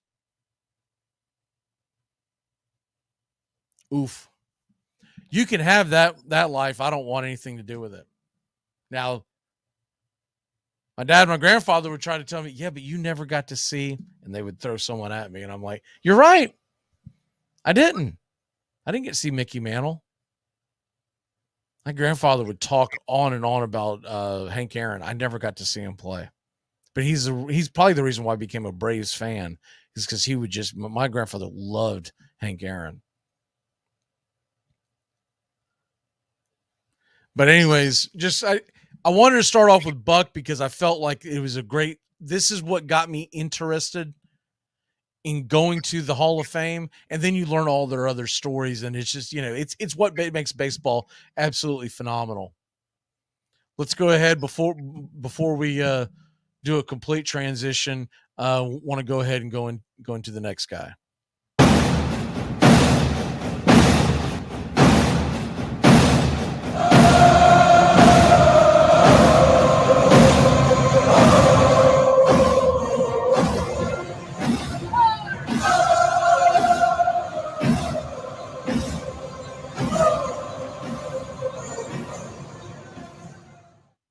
So the next guy that I have, and I'm trying to find a picture that I can actually pull up. Sometimes we have issues with this. Is I think I found one. Here we go. All right, the next guy that I wanted to bring up is a guy that I think more people need to know his story because of what he meant to the actual game of, the league, the Negro Leagues. That's Rube Foster. He's known as, his nickname is the father of black baseball, the father of the Negro Leagues, right? And Rube Foster was looked upon in the first decade of the 20th century to be possibly the best pitcher in the Negro Leagues. Rube Foster, now he's a little different look to this because he ends up being part owner. He ends up being a guy that, and this is one of the reasons why it's a little difficult to rank a lot of these guys. And one of the reasons is in the Negro Leagues, they did not do a great job of tallying statistics. So a lot of it is off of legend and rumor. But the way I look at it is, like when someone will try to tell you that Josh Gibson, I don't know, one of the things, we'll do Josh Gibson shortly, but one of the things that they'll try to tell you is he hit like 82 or 84 home runs in a season, but a lot of it was barnstorming tours, so it wasn't a true season. So they played a boat ton of games, and they're not even 100% sure on the numbers. This is the way I look at it. Were they playing against the same players? No. And can you compare? No. But I'm going off of the guys that were the best in the league that they were in. And those guys could have played in any league, any era, just like I've said a million times before. Babe Ruth could have played in today's game. People think he wouldn't have. Babe Ruth would have been slamming the ball out. What we know now, launch angle and all that kind of stuff, he would have consumed that. And certain guys are just born with the ability to hit. So same thing with the guys in the Negro leagues. He played for the Chicago Leland Giants from 2007 to 1910. He won, first of all, his career winning record, 723 wins. And once again, the records are a little skewed because some of these games that they would give them wins on were not against legitimate teams, but it doesn't matter. We're going off of their numbers in their league, whatever. For 21 seasons, 723 wins, 400 losses, 644 winning percentage. Pretty darn good. He had seasons where for instance, where he appeared in 69 games, had 40 wins, 49 wins, 49 wins, 45 wins, 55 wins in 1921. Most miraculous thing to me about that is he had 55 wins, and he was born, and he was in 1921, he was 42 years old. Now he ended up with the Chicago American Giants.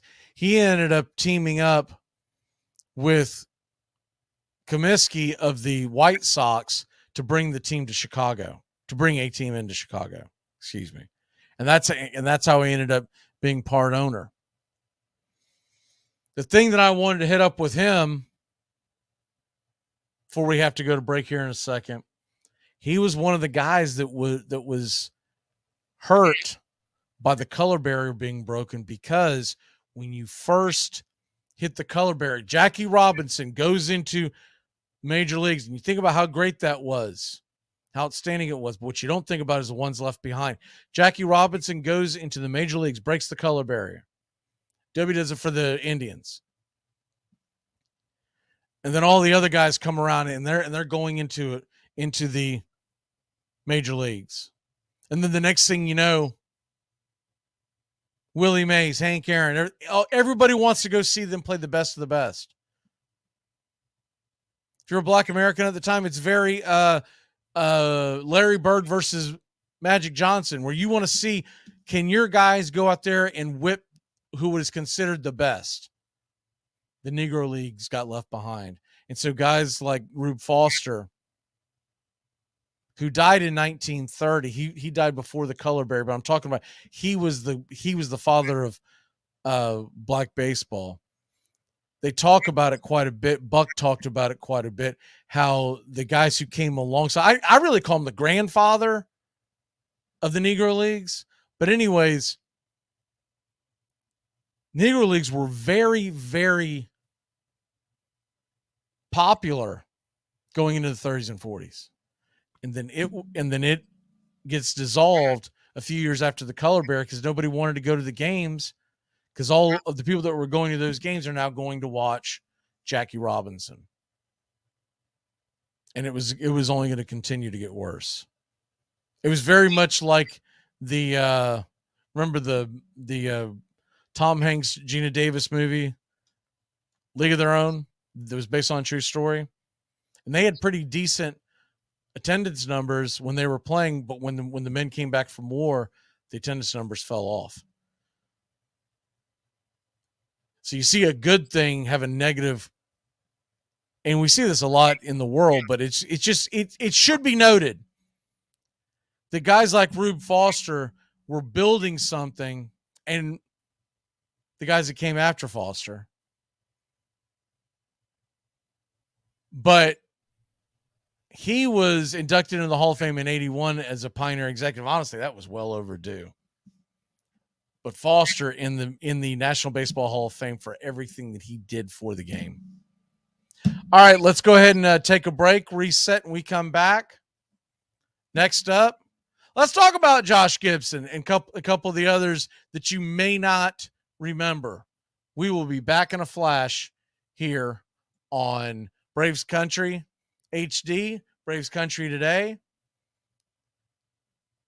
And we're doing Once Upon a Pastime series. Today we're hitting up the Negro Leagues. We will be back in a flash.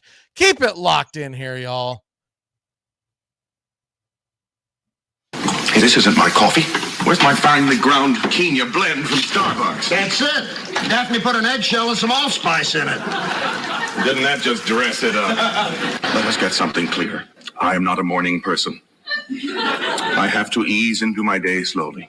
First, I have my coffee. Sans eggshells or anything else one tends to pick out of the garbage. Enjoy sun-drenched days, epic stays, and plenty of room to roam in Greater Fort Lauderdale. Our hotels, attractions, and restaurants have taken the Visit Lauderdale's Safe and Clean pledge, so you can relax and explore with confidence. When you're ready for that well-deserved staycation, our 23 miles of golden beaches await. Find wide-open spaces to hike, bike, kayak, and paddleboard. Visit your favorite attractions, then dine out in style on waterfront patios. Learn more at sunny.org. If there's anything I could change about the league to make it better, probably just all the guys sitting resting.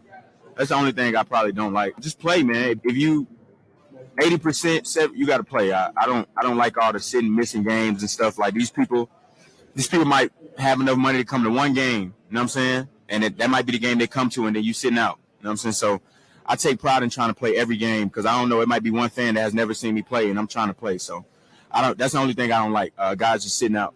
Armchair. Who is on first? What are you asking me for? I don't know.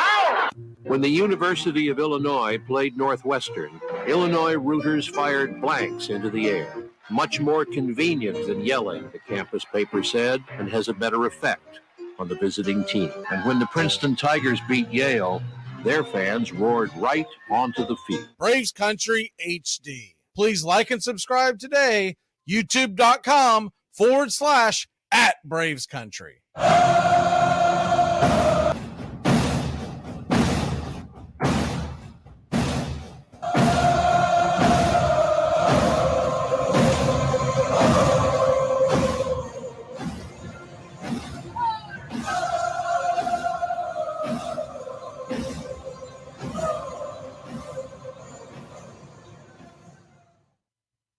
All right, welcome back. And man,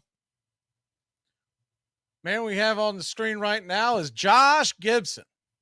Who was Josh Gibson? Why is everybody making such a big deal about Josh Gibson? Josh Gibson was basically known as the Babe Ruth of the Negro Leagues.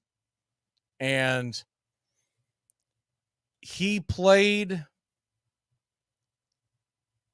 baseball from 1930 to 1946. And he was born in 1911, just like Buck O'Neil. By 1946, his skills had deteriorated a little bit. And the thing about him is that it's been known about Josh Gibson that he was a little more controversial and whatnot. And so when people talk about, when they broke the color barrier, there was actually at one point, there was talk about the Dodgers focus being on Josh Gibson because he was such incredible talent. Now he finished and realized he was a part of these barnstorming tours. So he played in a lot more games than you would in a regular season for Major League Baseball. Okay. So take that with a grain of salt, but he's been credited with 608 home runs. Some believe it was much less. Some believe it was much more. Doesn't matter. Anybody who watched him play talked about, you know what they always say when they say, man, so-and-so when they hit the ball, it sounds different off the bat. That's what they said about Josh Gibson. Basically, that he could just absolutely pound the hell out of the ball. He was 6'1", 220 pounds. He was a catcher. He also played a little outfield and first base, but he was known as a catcher. And had he been able to play in Major League Baseball at the time, I don't care if his numbers wouldn't have been as good. Supposedly, his career batting average was .373. What? That would be what 6-7 points higher than Ty Cobb, who has the best batting average in the history of Major League Baseball. Now, the thing about these games that they played quite a bit, they didn't play game. Not all of their games were played against teams in their league. Sometimes they were barnstorming tours, and that's where these statistics kind of get in the weeds. And what's strange about it is he's only credited with 166 home runs, 612 runs scored. But the 166 home runs, and I'm looking at this on the fly as I'm coming through this, the most they give him credit for is 20 in a year. But there's talks about how he hit 80-something in one season. Why was that? It's because of the barnstorming tour. So they go out and they play, it looks like typically around half as many games as Major League Baseball at the time. For instance, I'll just grab one of his better years. I'll grab 1937. And he had 20 home runs, 73 RBI, 417 batting average. But that's one of the years that people swear that he had many more because they hit so many, went on so many barnstorming tours. So that's where he gets a little in the weeds on these guys' overall numbers. But his 612 runs scored is the same number that they've come, or the some have come up with, for how many home runs he's hit in his entire career. And it's really hard to slice and dice it and keep it separate. So that's why I led off with that number. But any way you look at it, let's just look at this. What are we always talking about? OPS and OPS plus. Listen to this OPS plus. If it's even remotely close to being true, his OPS plus, we were talking about guys the other day who, in the 140s, 150s, 170. 214 OPS plus. His OPS for his career, 1.176 and 1166 OPS plus. A sluggo of 718. On base percentage of 458 and batting average of 373. I don't even care if any of this is accurate. What a great story, right? He hit above 400 in 1937 and in 1939.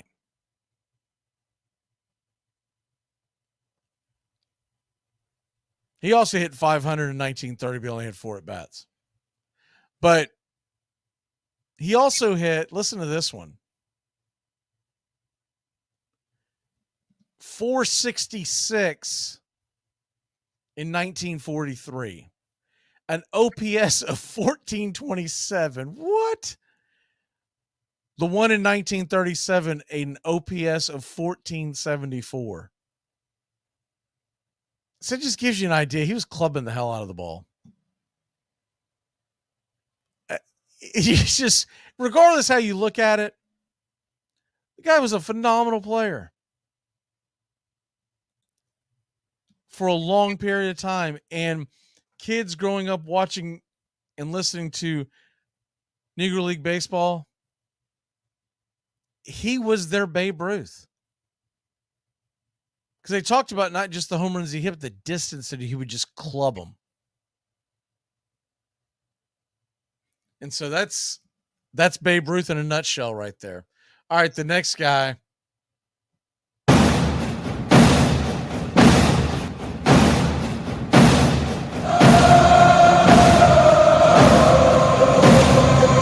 guy we're going to talk about.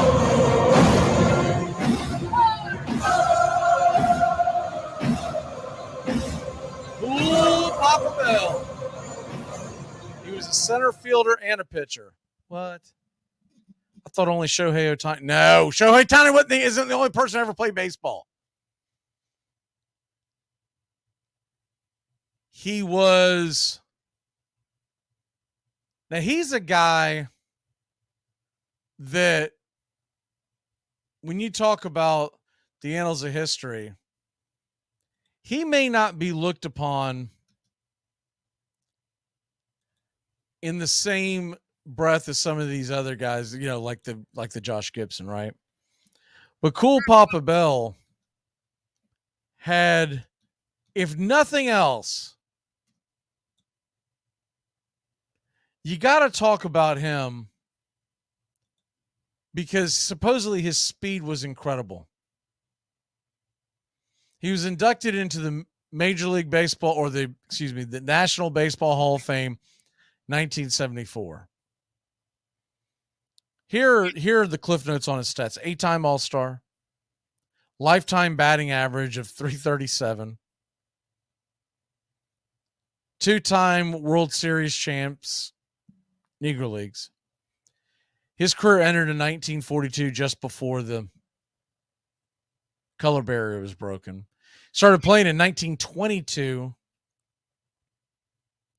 for the St. Louis Stars.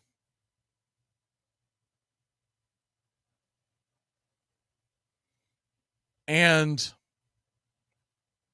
some of these statistics get really confusing. So I see two different batting averages listed for him in the same breath on the same page. It says his lifetime batting average was .337, and then it says his batting average was .325. I'm like, well, which one is it? Now, he was typically a leadoff hitter. And he was referred to as cool after striking out Oscar Charleston, and he added Papa to the nickname because he said it sounded better. Gotta love that, which it does. It's a really cool nickname, Cool Papa Bell. At first, he only made his appearances in the outfield, but by 1924,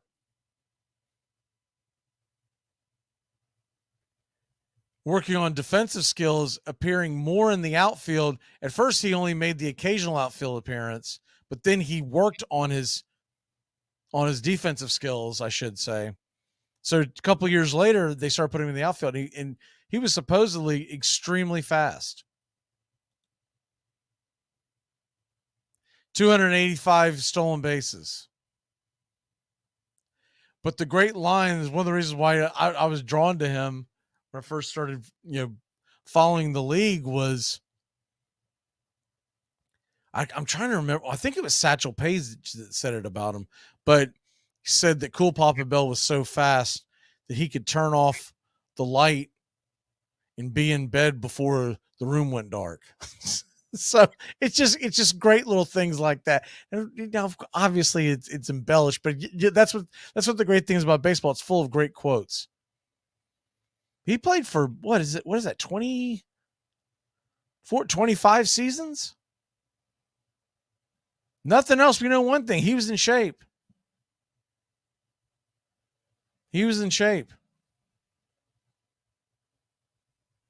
Debuted in 1922. 52 years later, he finally got put into the Hall of Fame. But what stands out with him more than anything else was his speed,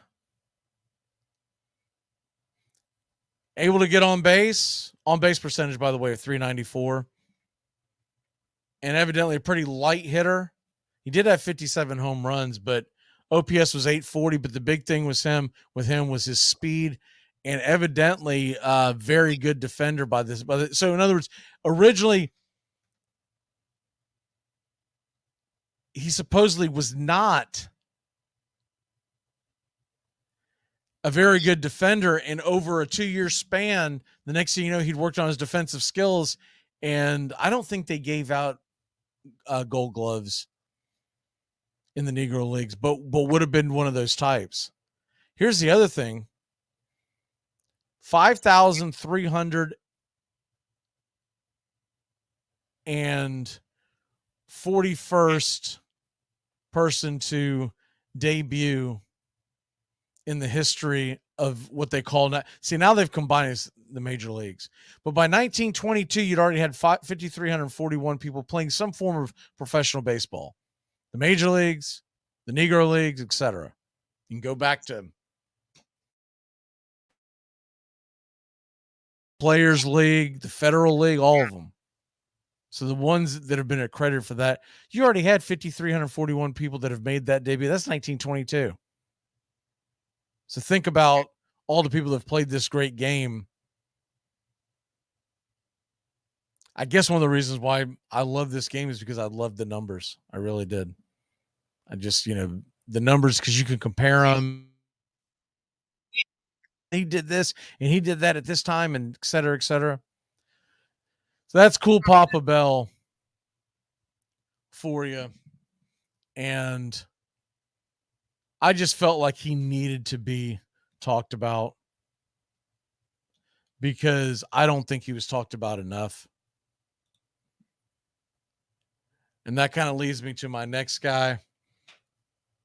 This guy was looked upon as one of the greats of his era. Let's go ahead and bring him in.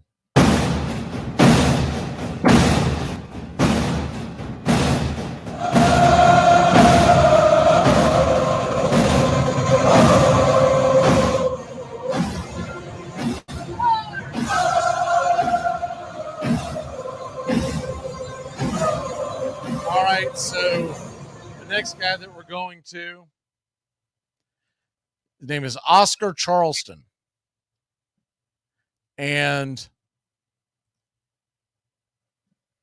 I think he's a guy, I kind of pulled some of my friends that really do follow baseball.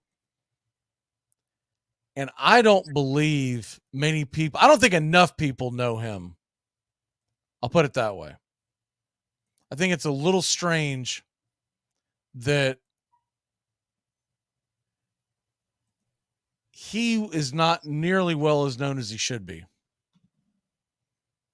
Oscar Charleston finished with a .365 batting average. Oscar Charleston's OPS was .1064, a 184 OPS plus. What?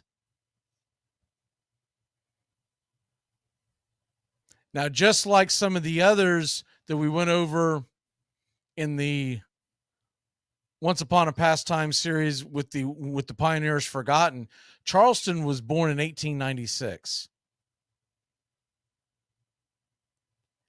And he debuted in 1920, so right around the Cool Papa Bell era.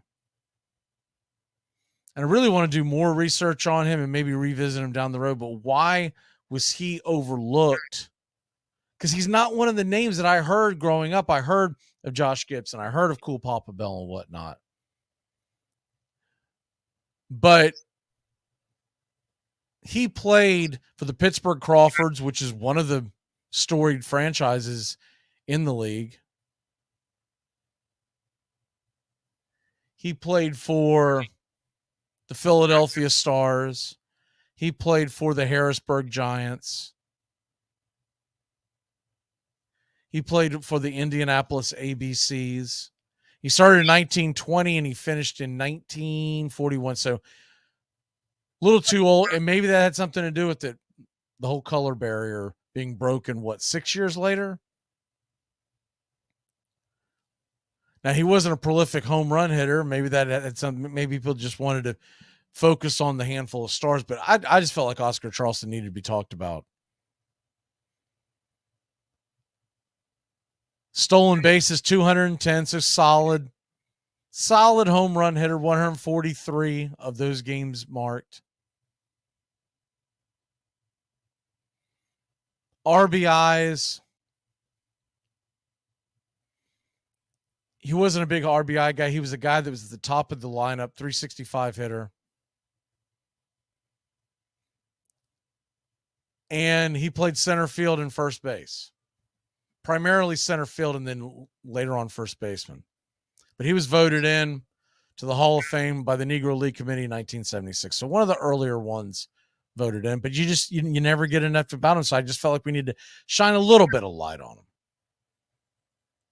As I learn more and more about these guys, and I plan on doing so, we'll talk more and more about this down the road. But I just felt like Oscar Charleston. I mean, this guy batted .433 in 21, .405 in 1924, .427 in 1925, .429. Well, he only played in a few games, so we won't count that one. I was about to bring up the 1940. It looks like by the time he hit 1938, so the last 5 years of what we just talked about, he was only playing a few games. So his health must have really failed him. And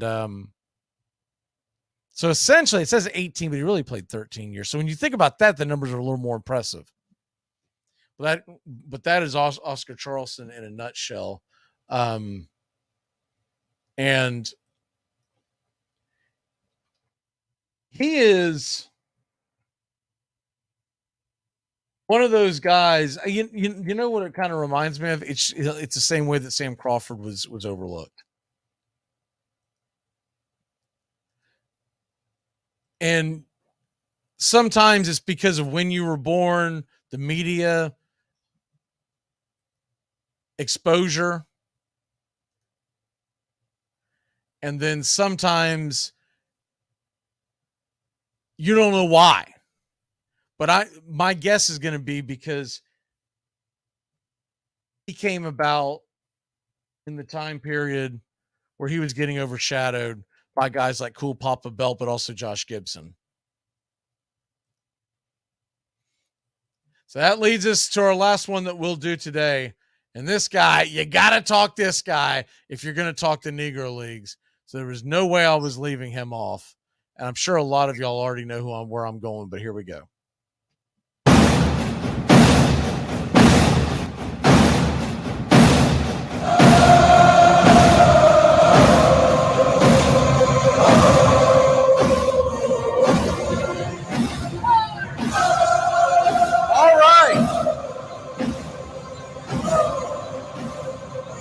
See the screen here on Braves Country HD. You know exactly where I'm going. If you cannot,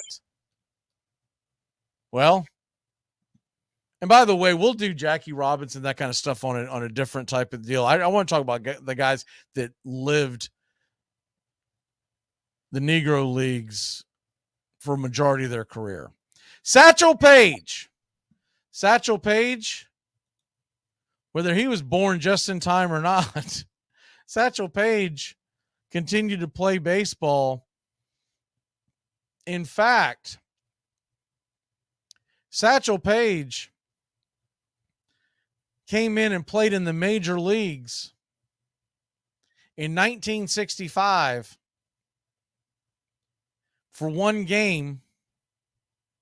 Satchel Paige was born in 1906. He was 58 years old when he took the mound. Oldest player in the history of baseball. It's one of the reasons why he did it. He came in and he threw 3 innings that day. Gave one hit. And looks like, doesn't look like he did not give up a run. Anyway, you look at that, that's impressive. 58 years old, going and give 3 innings. We have a hard time getting 3 innings out of some of our starters nowadays. They're in their early 20s. Page started playing in 1927. The Birmingham Black Barons. He continued to play. 1931, he went to the Cubs.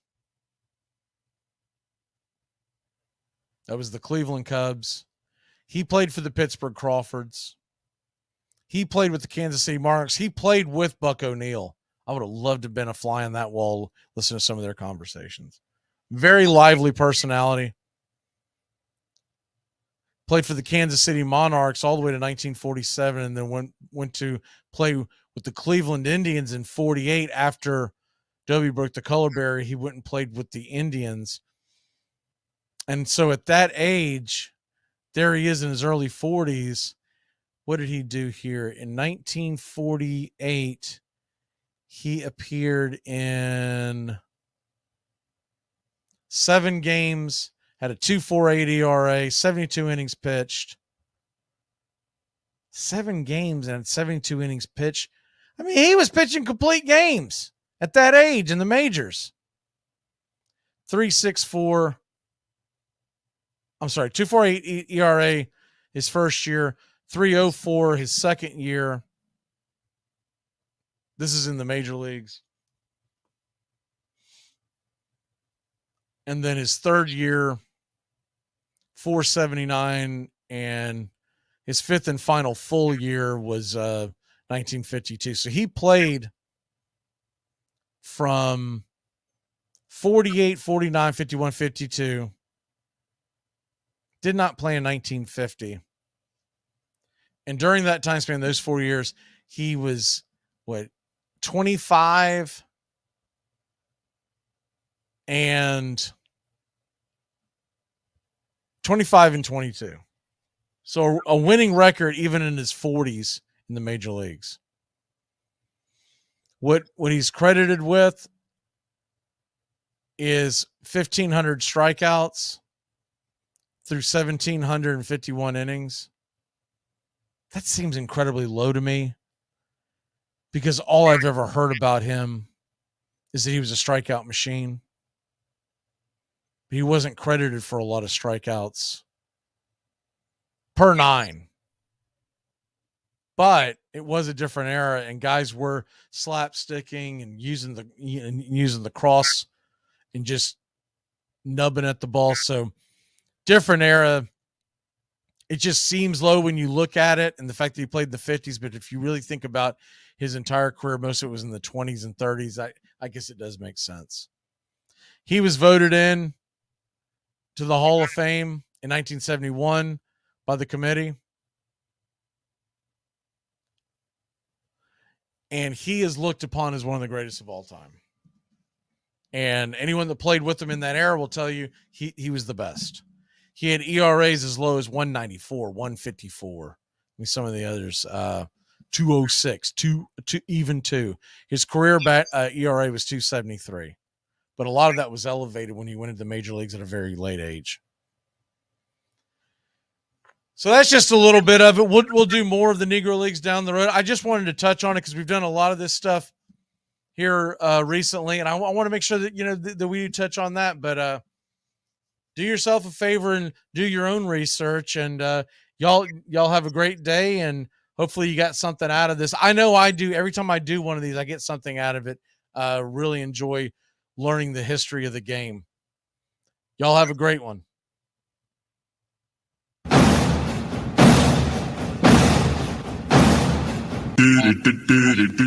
Goodbye, sweetheart. Well, it's time to go. We're back tomorrow with another show. Well, unless we're fired, we'll talk to you then.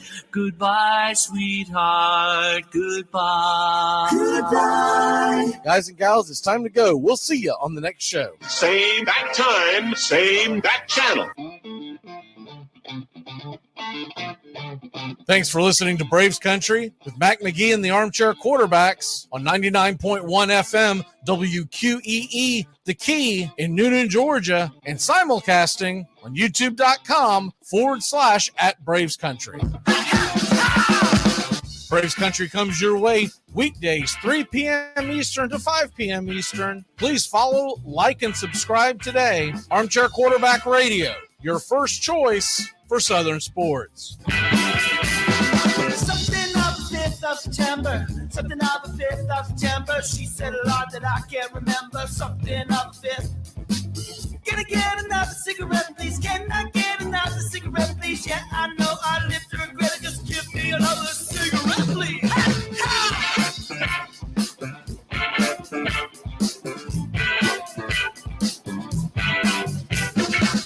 Can I get another cigarette, please? You're listening to WQEE 99.1 FM, The Key in Noonan, Georgia.